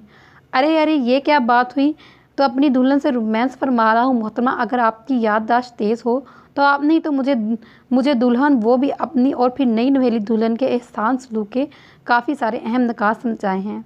सोहा इसको पटरी से उतरता देख अपनी खिसकाहट को छुपाने की भरपूर कोशिश कर गई और थोड़ा परे खिसकी, क्योंकि फ़रार तो मुस्तफ़ा की कैसे नामुमकिन था। अभी वो अपनी से फासले पर होने की कोशिश कर रही थी, जब मुस्तफ़ा ने इसको मौका दिए बगैर हाथ बढ़ाकर अपने चौड़े सीने पर एक झटके से लाग रहा। कतई नहीं, अब नहीं बर्दाश्त करूँगा तुम्हारी दूरी सोहा। अगर मैंने तुम्हें छोड़ा तो तुमसे हाथ धो बैठूँगा। वो इसकी हिनी जैसी खौफ और हया के मिले जुले तासरात लिए गहरी नशीली आंखों में बखूर देखता शरीर लहजे में बोला, मुझे शायद पुप्पो बुला रही हैं। अगर तुम्हें अपनी बाहों के घेरे में से आज़ाद किया तो फिर तुम्हें अम्मा और अब्बा के बेडरूम में सोता देखकर हौसला नहीं कर पाऊँगा। खुमार आलूदा मखमूद लहजे में कहता वो सोहा पर कुछ और भी झुका था और इसके कान के करीब जाकर बहुत धीमे से इसने सरगोशी में कहते हुए सोहा के यक बस्ता रखसार पर अपने दुखते लब रखकर मोहब्बत की पहली महर साबित की। मुस्तफ़ा मुझे जाना। वो थमी सांसें और शोर मचाती धड़कनों से बुखला सी गई। कहाँ आदत थी मुस्तफ़ा की कुरब बरी जसारतों की। ऐसे तो नहीं रिहाई मिलेगी, भारी जुर्माना लाजमी होना है आज की रात। और यार आज तो ऐसी वैसी हरकत करने का मुकम्मल सर्टिफिकेट भी ले चुका हूँ। तुम तो क्या अब तो कोई भी मुझसे ये अपनी मोहब्बत की फुहार बरसाने और इसमें पूरा भीगा के शराब करने से नहीं रोक सकता।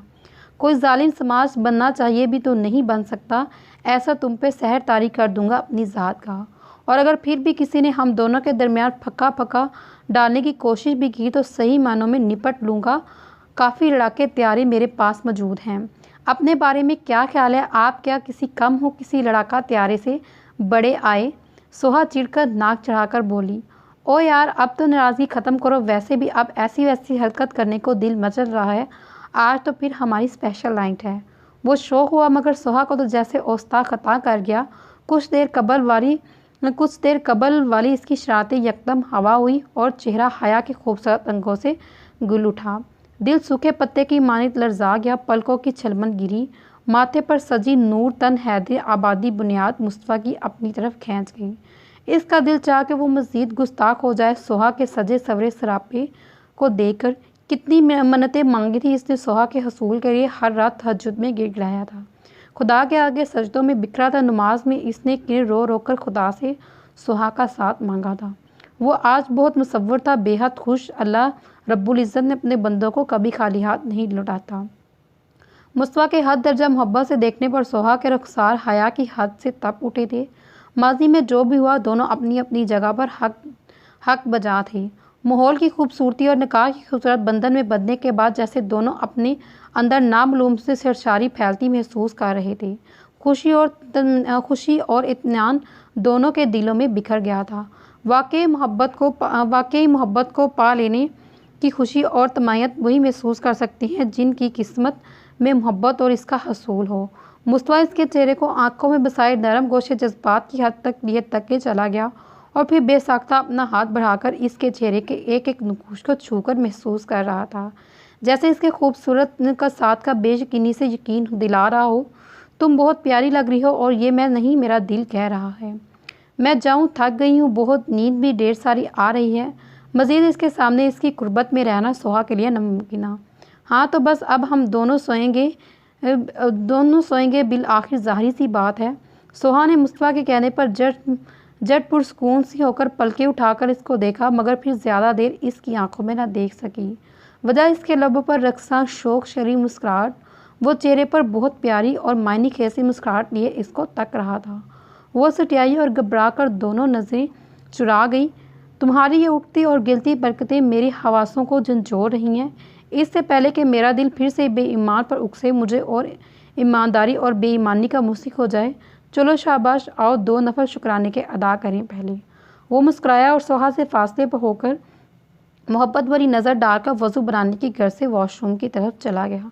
शुक्र मेरे अल्लाह, तेरा लाख लाख शुक्र, तूने मुझे गुनाहगार को इतने प्यारे अंदाज में मेरी मोहब्बत से नवाजा। मैंने शिद्दत गम में तेरा रज़ा का मज़ा ढूंढा है, अब मैं ताहयात बड़े मज़े में रहूँगी। वाकई मेरे रब, तुझसे इश्क में एक मुकाम वो भी आता है जब दुआ तो दूर की बात इंसान सिर्फ सोचता है और तू नवाजता है, और बस तेरा बनने के लिए तेरा होना ज़रूरी है। वो सोचते हुए मुस्कुरा दी और मुस्तफ़ा के वज़ू करने के बाद ख़ुद भी वज़ू करके शुक्राने के नवाफिल अदा करने जाए नमाज पर जाकर खड़ी हुई। तो ये नावल हमारा यहाँ पे एंड हुआ। मिलते हैं अगली वीडियो में, तब तक अपना ख्याल रखिएगा और इंशाल्लाह जिन जिन की रिक्वेस्ट आई है उनके नावल ज़रूर रीड किए जाएंगे।